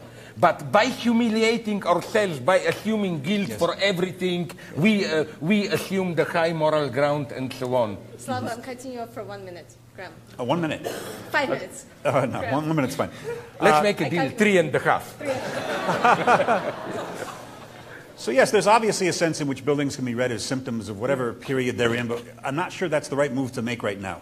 I think we need a formalist move at the moment, as unfashionable as it is. We need to look at the building as cut off from its surroundings, just like we need to do with the artwork, but without the drawback of the earlier formalism, which is that it tried to exclude anything outside the work itself. That isn't always the case. Sometimes the work does let other influences permeate. And so in art criticism, for example, you had Clement Greenberg's formalism, which I have some sympathies with, but he ends up too much against performance art, conceptual art, installations, these things. But you can have those things and still have it be an autonomous formal unit. So you can have performers. What do you mean exactly by formalism? I suppose the way you could define formalism is that a thing is autonomous from its surroundings. That'd be the first step. I think in modernity it also takes on a second meaning, which I don't like, which is the cutting off of the subject from the object. So in Kant's aesthetics, for example, aesthetics is all going on here. It's not going on out there. And then in Fried and Greenberg, I think it reverses. It's all out there. It's not here. And that's why Fried hates theatrical aesthetics. Anything theatrical is bad. And in formal ethics, of course, in Kant, I think it's the only place he uses the term formalism, is in his ethics, not in the other parts. And formalism in ethics, of course, is the idea that it has nothing to do with the consequences or the content of the act. It has to do with following the pure formula of duty. And I think we would do well to get over that. I mean, the most powerful critique of Kant's ethics still was probably Max Scheler's. I know you like Hegel's, but Max Scheler's critique is that an ethics has to do with our love for something that we're passionate about, something that we are drawn to, and that we make a major topic of our lives. And so in a sense, the basic ethical unit is not us. The basic ethical unit is us plus what we love. This will be Scheler's position. And I tried to show this through a reading of Dante in my last book. This is what Dante is about as well. Dante is about an ethics of love. It's about your attachment to things. And what's the lowest sin in Dante? It's fraud, which is a false attachment. It's pretending to be attached to something that you're not, such as family or country or friends that you then betray. So it's Trump, no? Trump? Would be the sinner for... Where would you put Trump in the... But isn't he a fraud exactly in this sense? He pretends America first and so on. He's a fraud in almost every sense. But yeah. and what really, maybe I'll go off topic here, but I really need to say this to get it out of my system. We've known this guy for 30-some years, and we knew what a clown he is, and yet we elect him anyway after all this time. And I could see the American public going through a phase of thinking we need a businessman to fix everything. We had Perot in the early 90s. There was this kind of phenomenon. But he's not even a good businessman. He's made his business out of cheating people, out of shafting contractors and employees. He seems to be a real estate developer, so maybe we... Yeah, but I agree with you. Maybe I we mean, how do you feel about opening it up to the audience? But listen, what he was doing was going from one bankruptcy to another, exactly, and somehow making the taxpayers pay for his debts and squeezing out. Right. He's not what he pretends to be, a successful individual, big capitalist, and so on and so on. And unlike you, I'm not optimistic that something good will come of this. I think so much damage could be done that there's not going to be a chance to do anything better. I think we're losing too many basic things, and that's why I went for Hillary, despite maybe her not being my first choice. For me, is such a tragedy. Okay. But could have preserved some things. Yes, maybe. Let's draw. No, but sorry, just what you mentioned about, what were you talking about just before this? Symptoms. Capitalist symptoms. Yeah, formalism and so on. Yes. But you know, I try to be also a formalist. I think all good Marxists are formalists in the sense that you don't project some social antagonism onto it. I think that, for example, that's how, at my best, which is not always the case, I dismiss many of my cinema analysis as just, I use brutally examples to make a theoretical point, nothing to do with films. But sometimes when I write about Tarkovsky, about Hitchcock and so on, I try to be a formalist. I think that to get even at social context of Hitchcock, for example, for me, the supreme scene, the second murder of Detective Arbogast in Psycho, the way camera moves up and so on, you have an entire implicit theology and so on there. I think that for me, formalism and social analysis do not exclude themselves. Social analysis does not mean immediate content analysis, is the bourgeois a hero or whatever. And even with architecture, my God, you should like... Psycho is for me one of the great works about architecture, because the basic tension of the film is precisely horizontal, vertical. Mother's house, modeled on Edward, I think it was on Hopper or what, that Mother's house, and all those motels against, it's against two types of traditional Mother's house and modern flat motel, Bates Motel. So ironically, in my analysis of Psycho, I ask myself, because the whole tension of Norman Bates is, he's literally a guy caught between the two. Traditional architecture, Mother's house, and modern motel. But what if, because this is still a modernist opposition, what if we move into what in popular terms is called postmodernism, and imagine a motel which is itself flat but done with all the traditional kitsch ornaments, that you don't need mother's house up there. Mother house would be put as a mask on the motel itself. What would happen in that case with Norman Bates? You know, I rather don't think about it. Right. You know. So just to avoid this, I deeply sympathize with your idea of formalism. That I am absolutely opposed to this vulgar reading of projecting some social content and so on and so on. All great art is formalist. I think your analysis of Tarkovsky, the slowing down of the frame, completely slowing down to beyond, it's a kind of slowing down of reality, which becomes its own mode of abstraction. That to me that's a beautiful reading. I agree with you. But we talked before that. I would like to open it up. Is it okay if we open it up to the audience? Maybe.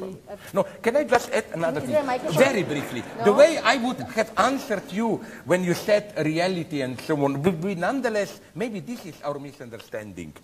Reality is constructed in the simple sense that what we perceive as social reality is different from one society, but I'm not a social constructivist. There is the real, there are traumas and so on. So my ultimate enemy even is this cheap deconstructionism, like everything is socially constructed. We share this. Except that the real is not reality and the objet is not my object. So we still have those differences. Well, I will put it in this way to end up in a comical way. Leave this to the KGB unit that will investigate you to say what is your object. The party will look into it and inform you about it. Sorry, let's go. But you get the point how the two of us, we may appear totally opposed. And that's what I found. And all of a sudden, there are these unexpected interconnections and so on, which is why I agree with him precisely where he doesn't even agree with his own guys, like how you criticize Latour and all those relationists and insist on fixity, identity. That's absolutely crucial for me. And here you are, although you would kill me for saying this, a good Hegelian, as good readers of Hegel, like the friend Gerard Lebrun demonstrated.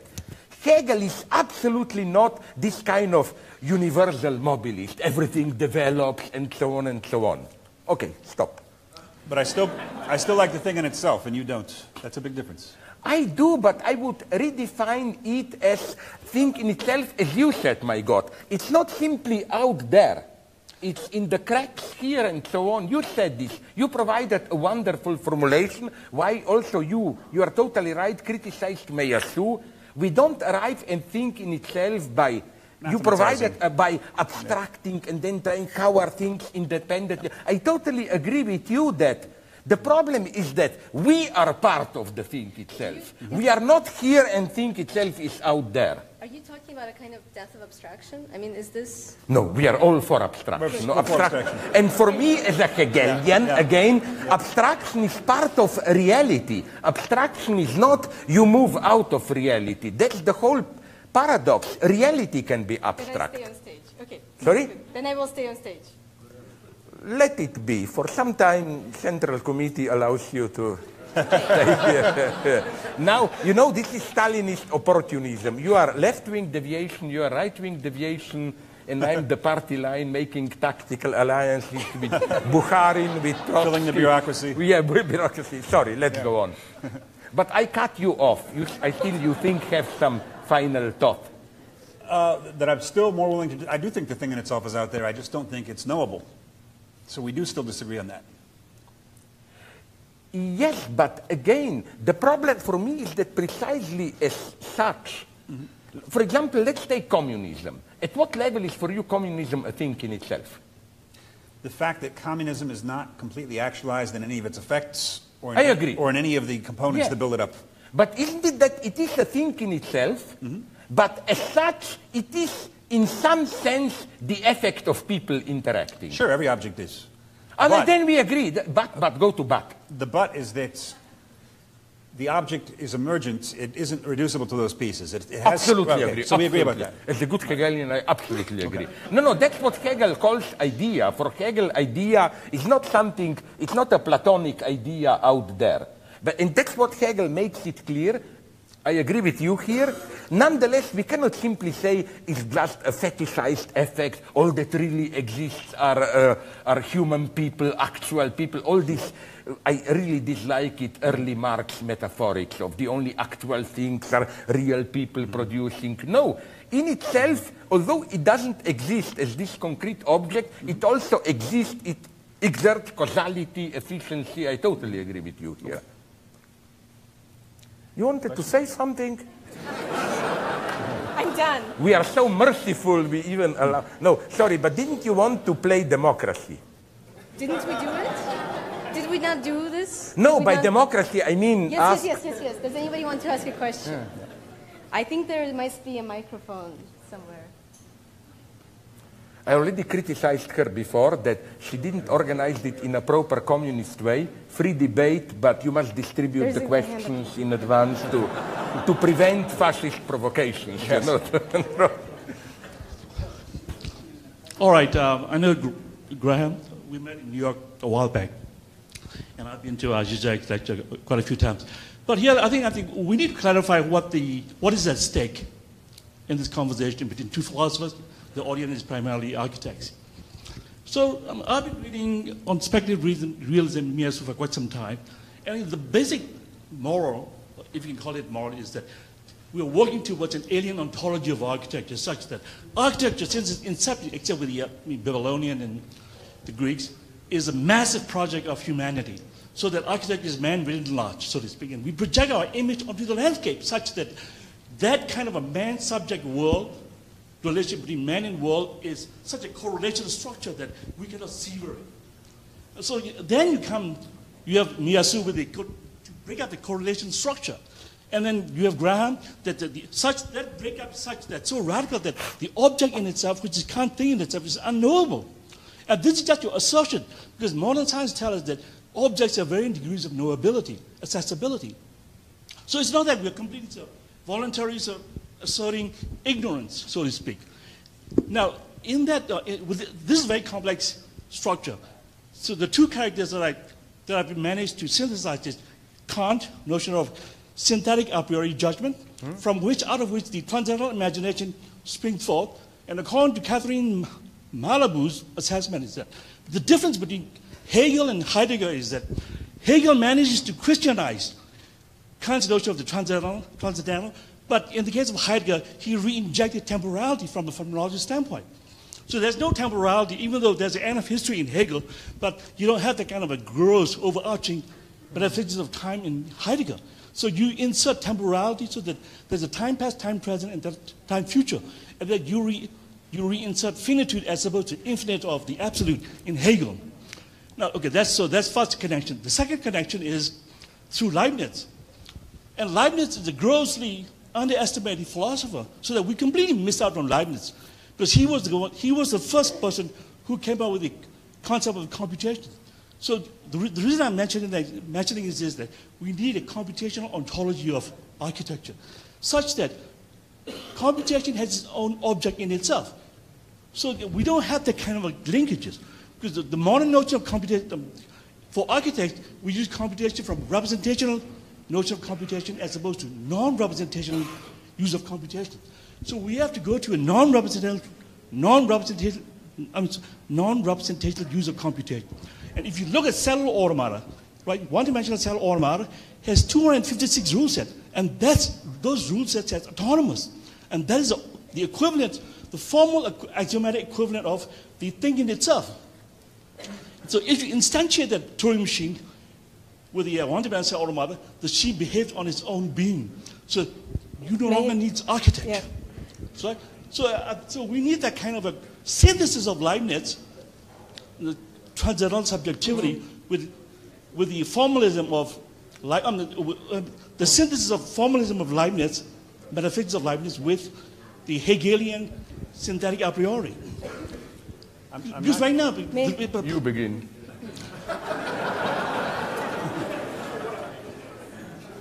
My knowledge of your background is that you're very sympathetic to Miyasu's position. Specifically, Badiou, okay.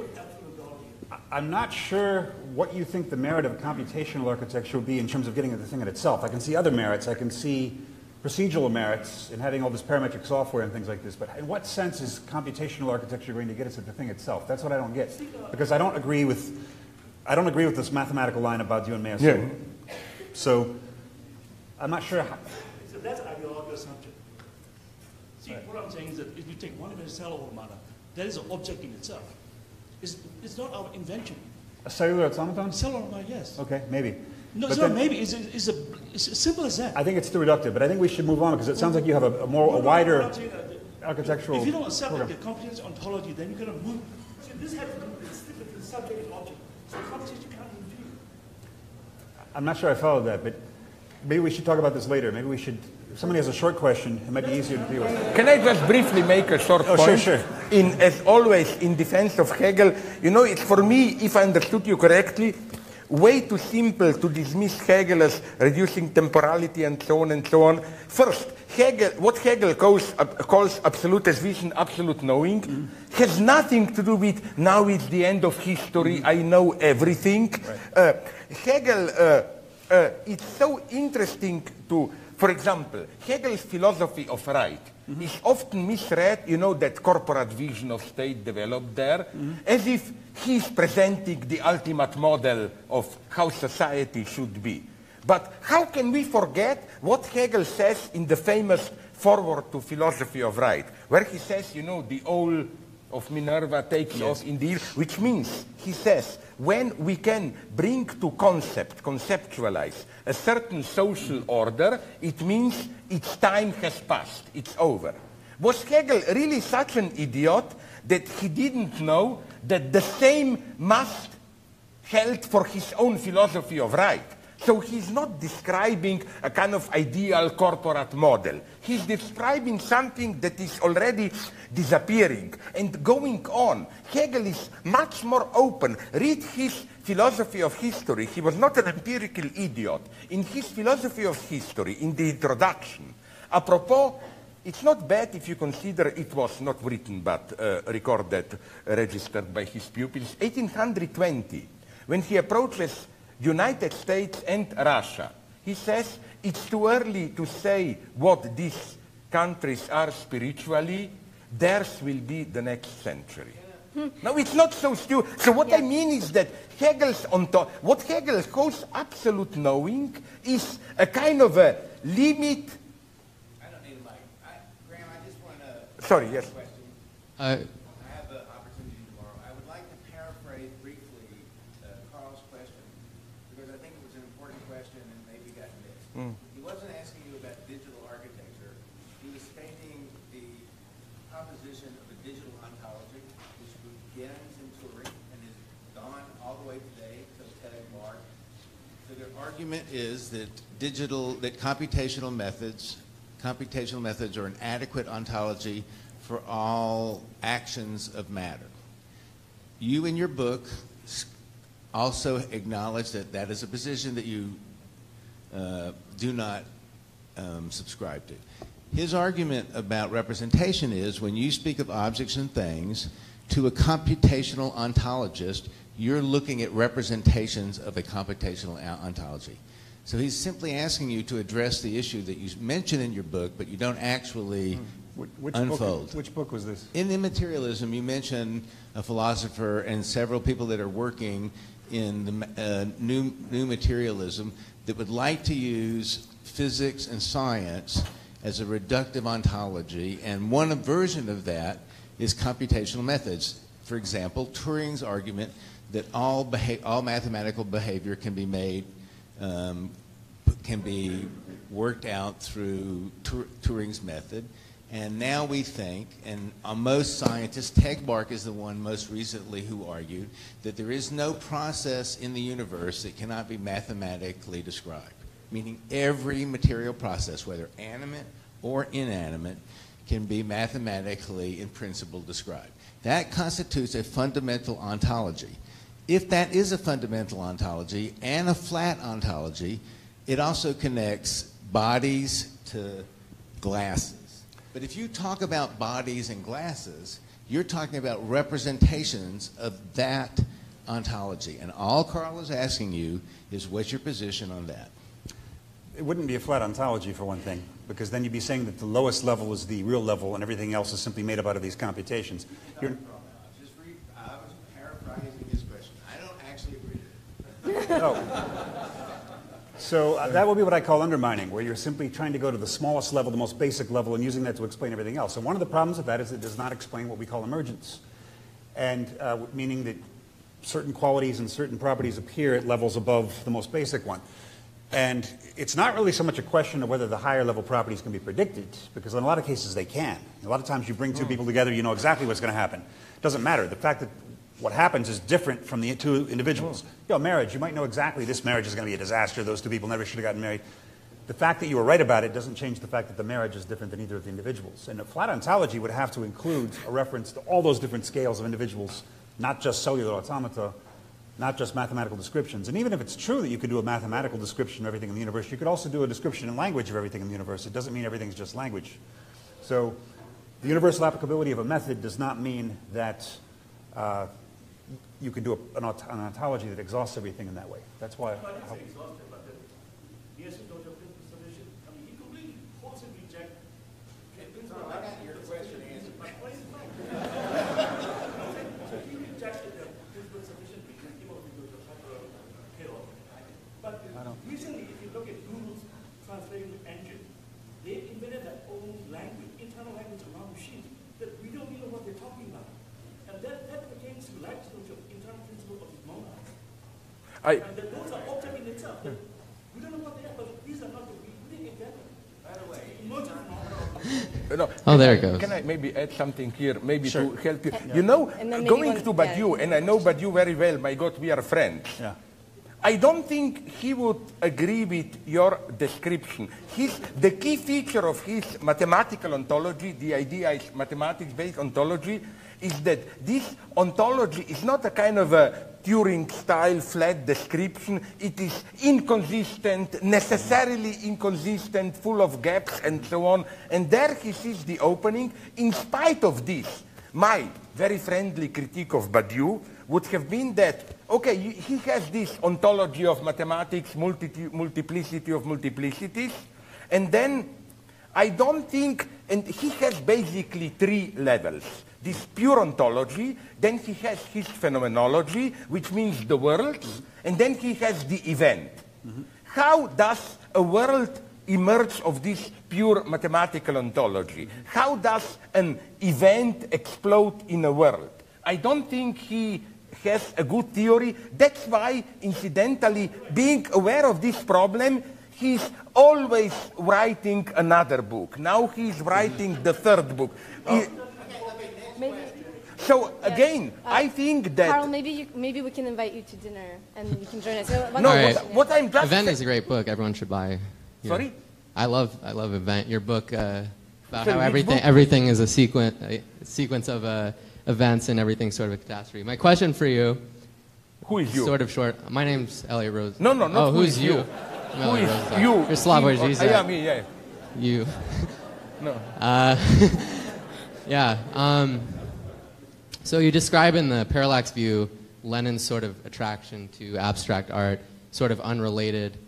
I was wondering if you see any sort of similar attractions from today's leader into something sort of that seems unrelated, because you describe it as there's no relation between these fascist abstract art makers and Lenin's political views, but in a way they're Why both... fascist? Sorry, why fascist? I believe that's how it was.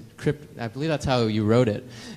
I think it was like they were part of supporters of fascist regimes, or not, if not supporters, members, or etc. But This was about the torture chambers at the beginning of Parallax yeah, View? that was a great. I love that. Oh, but that was okay. But the question yeah. is,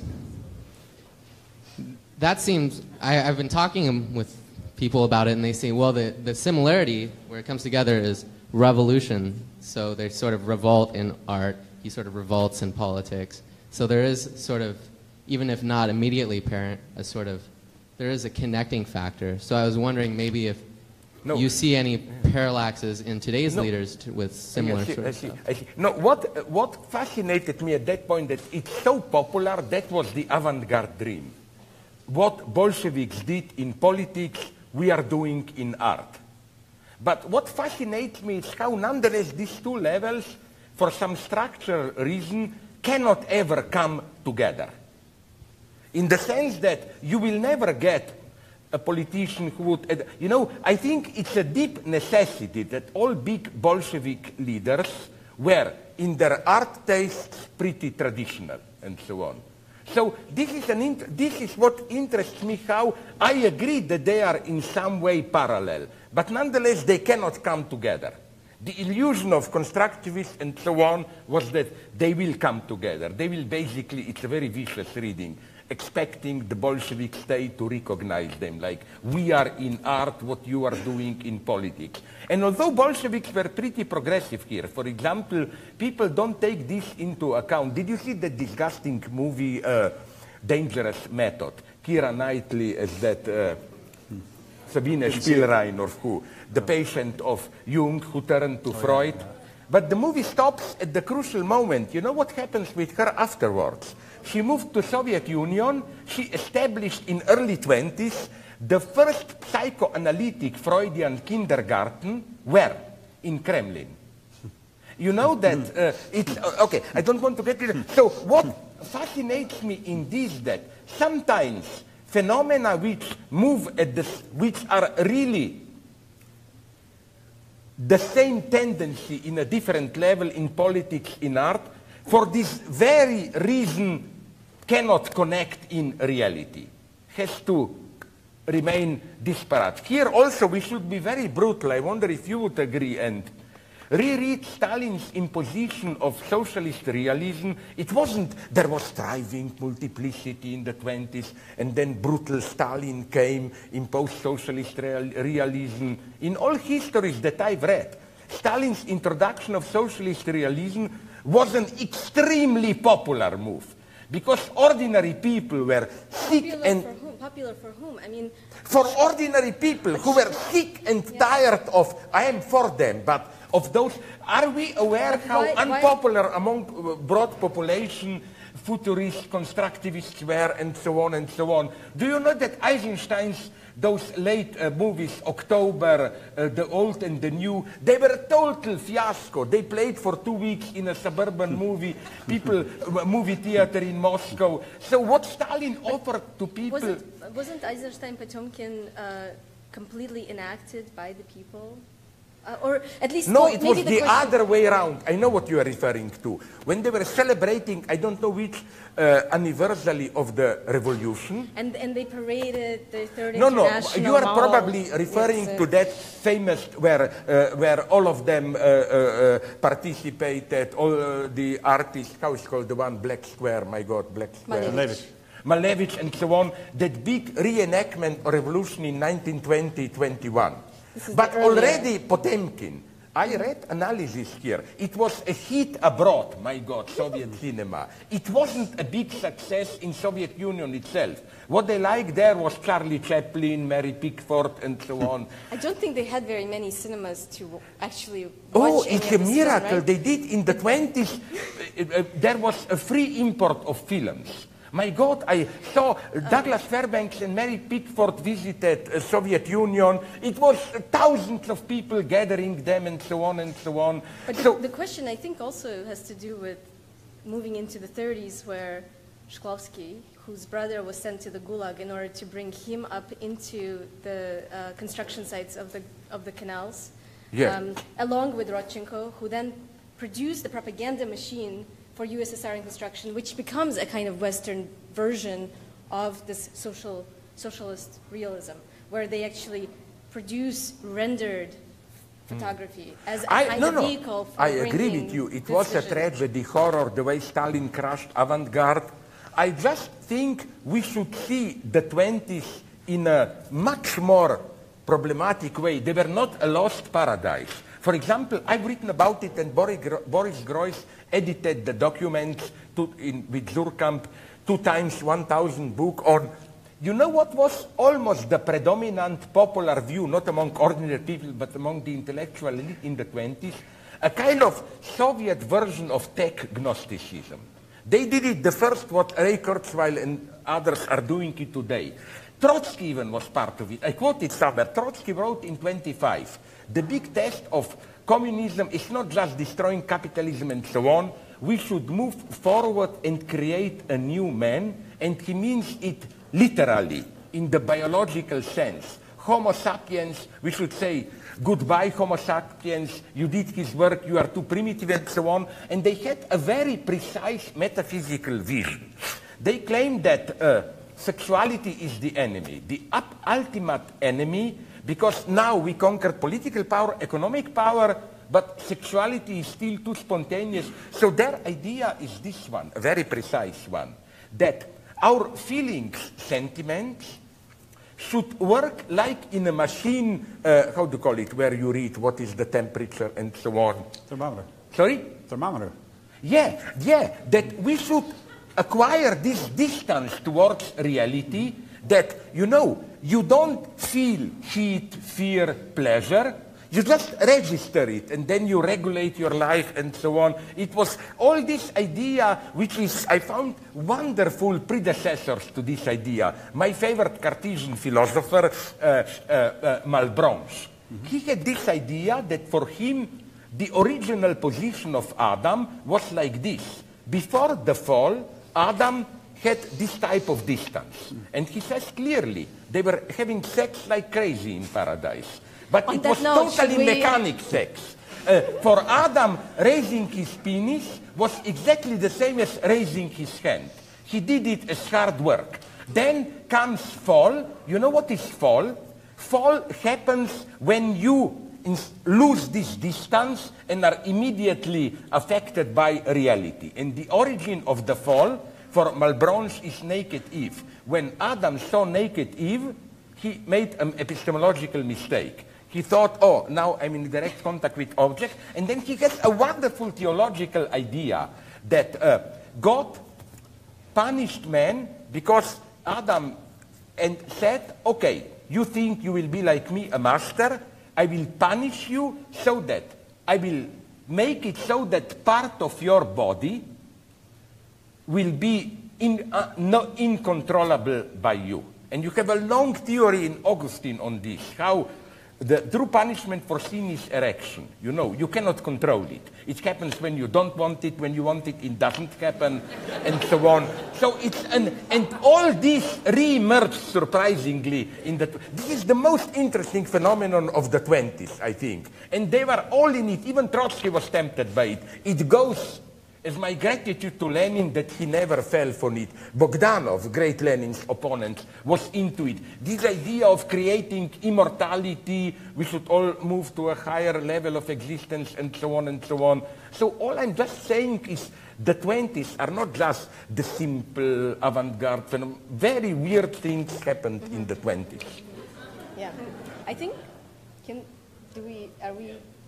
What? Are we done? Yeah, but there is another typical of you. Look, there are many questions. No. You were a centrist, but you ignored the left and the right. Okay. Daniel. Yeah, but there is also then I don't know you, but you. Hi, I'm Daniel. So I'm not really a philosophy expert, so I apologize if this comes across a little naive. But Graham, you specifically talked about the idea of buildings as symptoms, and talked about how we need to take a more formalist approach that makes it more of a closed system, and to do the same with art. And again, I'm not a philosophy expert, but in my undergrad, I read some David Hume, and he talks in his writings on imagination that any process of creativity is essentially taking from like quotidian experience and either augmenting, compounding, dividing, or multiplying, whatever. So I just want to open up the question of whether or not either of you agrees or disagrees with this idea that David Hume has about creativity, and if you do agree, if it's possible at all to actually produce anything, buildings, art, or anything in a completely closed system. So. Hume. David Hume. Well, you can't build it in a completely closed system, but that doesn't mean it can't be a closed system by the end. So, for example, my body is made of all kinds of subatomic stuff and cells and veins and things. It doesn't follow that my body is just a collection of all those things assembled together. There's something more. The way they're arranged, this body has more to it than all those individual parts. And I would say, yeah, I don't believe we're born with innate ideas about how to create art. I think we have to draw from our experience. It doesn't follow that an artwork simply dissolves into its surroundings, its social, political, environmental surroundings. There's a point at which a creation is cut off from its environment. In the crudest sense, all authors and all artists die someday. Their works are left behind, and the works can be understood in different cultures. They can be understood from different standpoints. And so there's a certain innate formalism at work in any object. And where I would disagree with the classical formalists in various fields is simply, as I already said about Kant, that Kant tries to separate the subject and the object in all of his formalism so that there's ethics is all here, art is all here, ontology is all here. You can have a formal thing that's made of a human, non-human compound, right? So like in ethics, the human mind is not necessarily the unit of ethics. I think the unit of ethics is the human mind plus something that it takes seriously. In the arts, I happen to think that there is no art without a beholder. Even though Fried thinks that if an artwork exists only for a beholder, then it's too theatrical. I think theater is of the essence of art, and of architecture, by the way. I think that there needs to be a person there appreciating it, or it's not a work. I don't think after nuclear holocaust there's any art or architecture left. And so in that sense, the works close off, but they might close off with an observer, or they might close off with a socio-political effect in some cases, like Guernica or Uncle Tom's Cabin, or other works that are impossible to understand without the events that gave rise to them. But you know what? Would you go as far here? I support you. You know also in what sense? Historicists like to say to understand a great work of art, you have to know the entire historical context. Right. I claim no, exactly the opposite. A great, truly great work of art is the one which, precisely can be understood and sometimes works even better when torn out of its context and retroactively. Look, I think here I'm a radical, idealist if you want. It's wrong to say to understand Shakespeare you have to know Elizabethan England. No, to understand today Elizabethan England you have to read Shakespeare. If you directly were to find yourself, for example, even some friends from Iran told me, don't just go to Iran and look around. You will understand nothing. Look some good movies and so on. And that's for me, although this is very traditional to say, the miracle of Shakespeare. How he survives this metamorphosis. And it's not just there is an original Shakespeare, what he really meant. I don't care what he really meant. It's wonderful how each epoch reinvents Shakespeare. And that's for me the true miracle to keep it alive. Look, that's why I'm a Wagnerian. He may be a very bad guy, vulgar anti-Semite. But isn't it wonderful that today great stagings of Wagner are almost an exclusive domain of left-wing Jewish directors, you know. Wagner was, this is the great ideological triumph. Wagner was totally reappropriated by Jewish progressives and so on. Here I see your notion of in itself. It's wrong to be a historicist and say, but Wagner didn't mean this. He didn't produce a finished work. What later interpretations are not just later interpretation. They affect the in itself, the identity of the very work of art. And that's the only true historical approach, not the cheap historicism. You have to look at the... This is why, sorry, just to finish, in my crazy idealism, you wouldn't go so far, I love what Hegel writes about Peloponnesian Wars. A craziest, he says that the spiritual result of Peloponnesian Wars was Thucydides' book about them. Like, to put it in vulgar terms, wonderful ideal, that real war had to be fought so that in order to enable a book being written about it. And in some spiritual sense, this is true. The objective function, now we can say retroactively, of Elizabethan England was to enable Shakespeare to write his plays. And I was once in San Francisco, and I humiliated them. They started to shout people. I said, you know that in the same way, the only reason for your stupid city, San Francisco, to exist was to enable Hitchcock to shoot Vertigo there, you know, and so on. I mean, of course, this is nonsense at the material causal level. But in some spiritual sense of spiritual inheritance, it is true. Elizabeth is the one who lived in the period of Shakespeare and so on. I promised one question from the right. So maybe this is the final question. That's where your heart is. Young lady. Who? Yes. Make a choice, the lady or the man? The lady. Okay. Next to the column. Hi, Graham, this question's directed at you. You said that reality is a more important word than truth, and that truth is out there, but it is unknowable, which I agree with. But I have a nagging thought that this attitude is exemplary of the position that the left is so guilty of taking, the position of taking a higher moral ground. And so can you speak to how this attitude, how you see it functioning in the project of renewing the left, the project of the left, or whatever you might want to call it? But is this your project at all to renew the left? It's not, but She agrees with him, but she wants your politics. Actually, maybe I should first say this.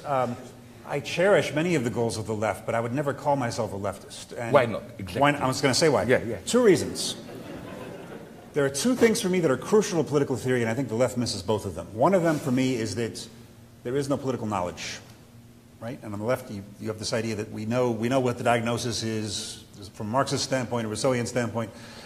I don't think we have any political knowledge. That's the first thing. The second thing is I think non-human actors are a very important part of politics, and the left tends to be very humanist, very, very human-centered. I know Marx gives a lot of analyses of factories and things, but I think we need to start bringing non-human actors into politics. And also, I think we need to be willing to be more surprised than the left is often willing to be.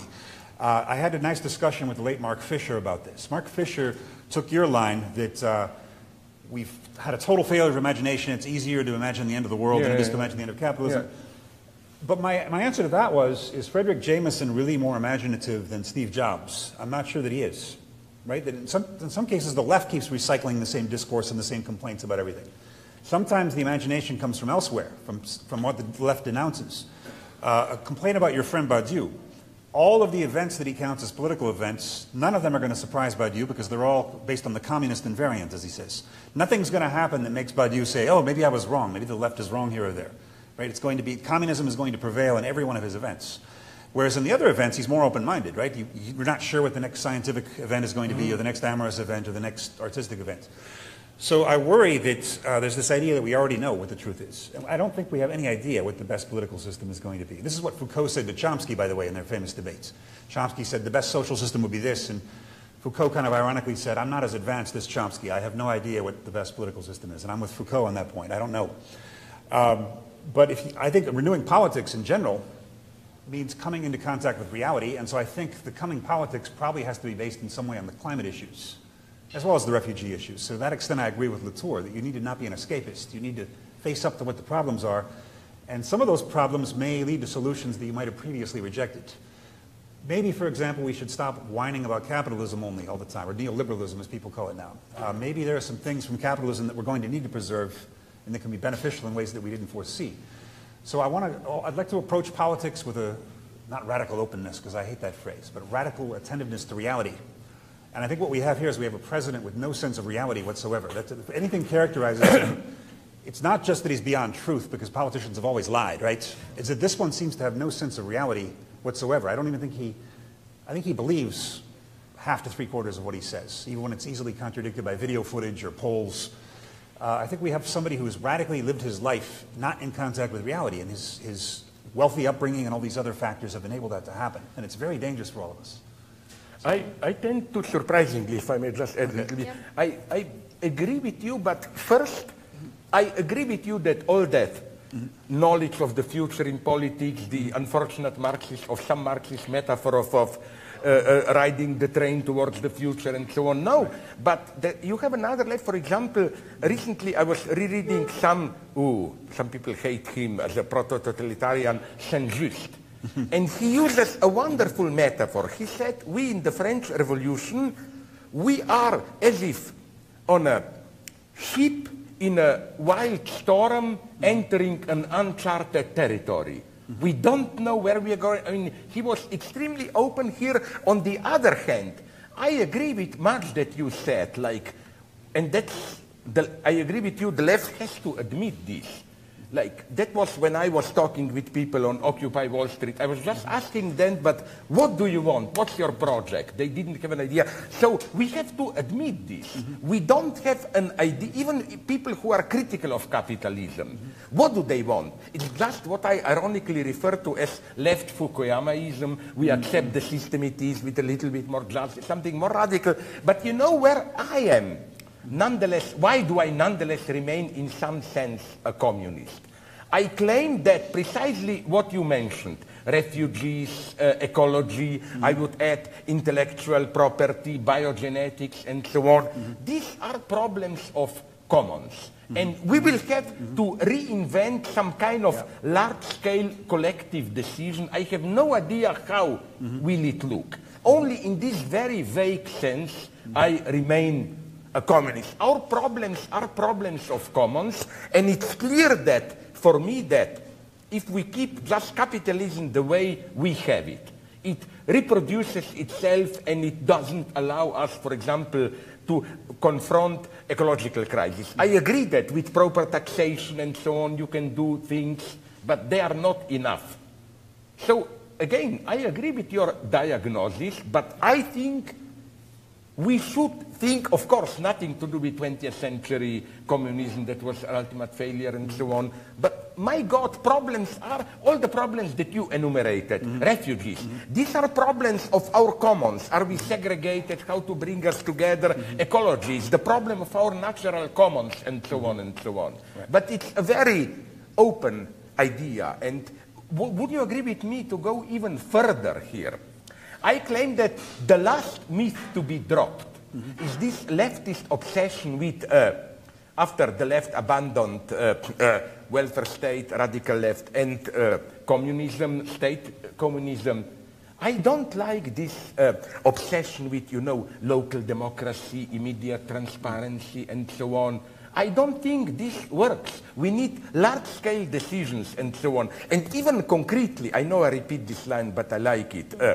Imagine a society described by these partisans of local democracy, community, non-representational politics. It would be a nightmare. Yes, every afternoon you have meetings. How do we educate our children? How to? No, I want to live in a properly, nicely alienated society. Some invisible agencies provide water, health care, and so on. And the point is to fight for the right kind of alienation. My politics is, once I shocked my German friends, I gave an interview, they told me, you are critical of this or that, what's your model? I had well-structured alienation in an efficient bureaucratic socialism, and they didn't like it, as you can imagine. Thank you.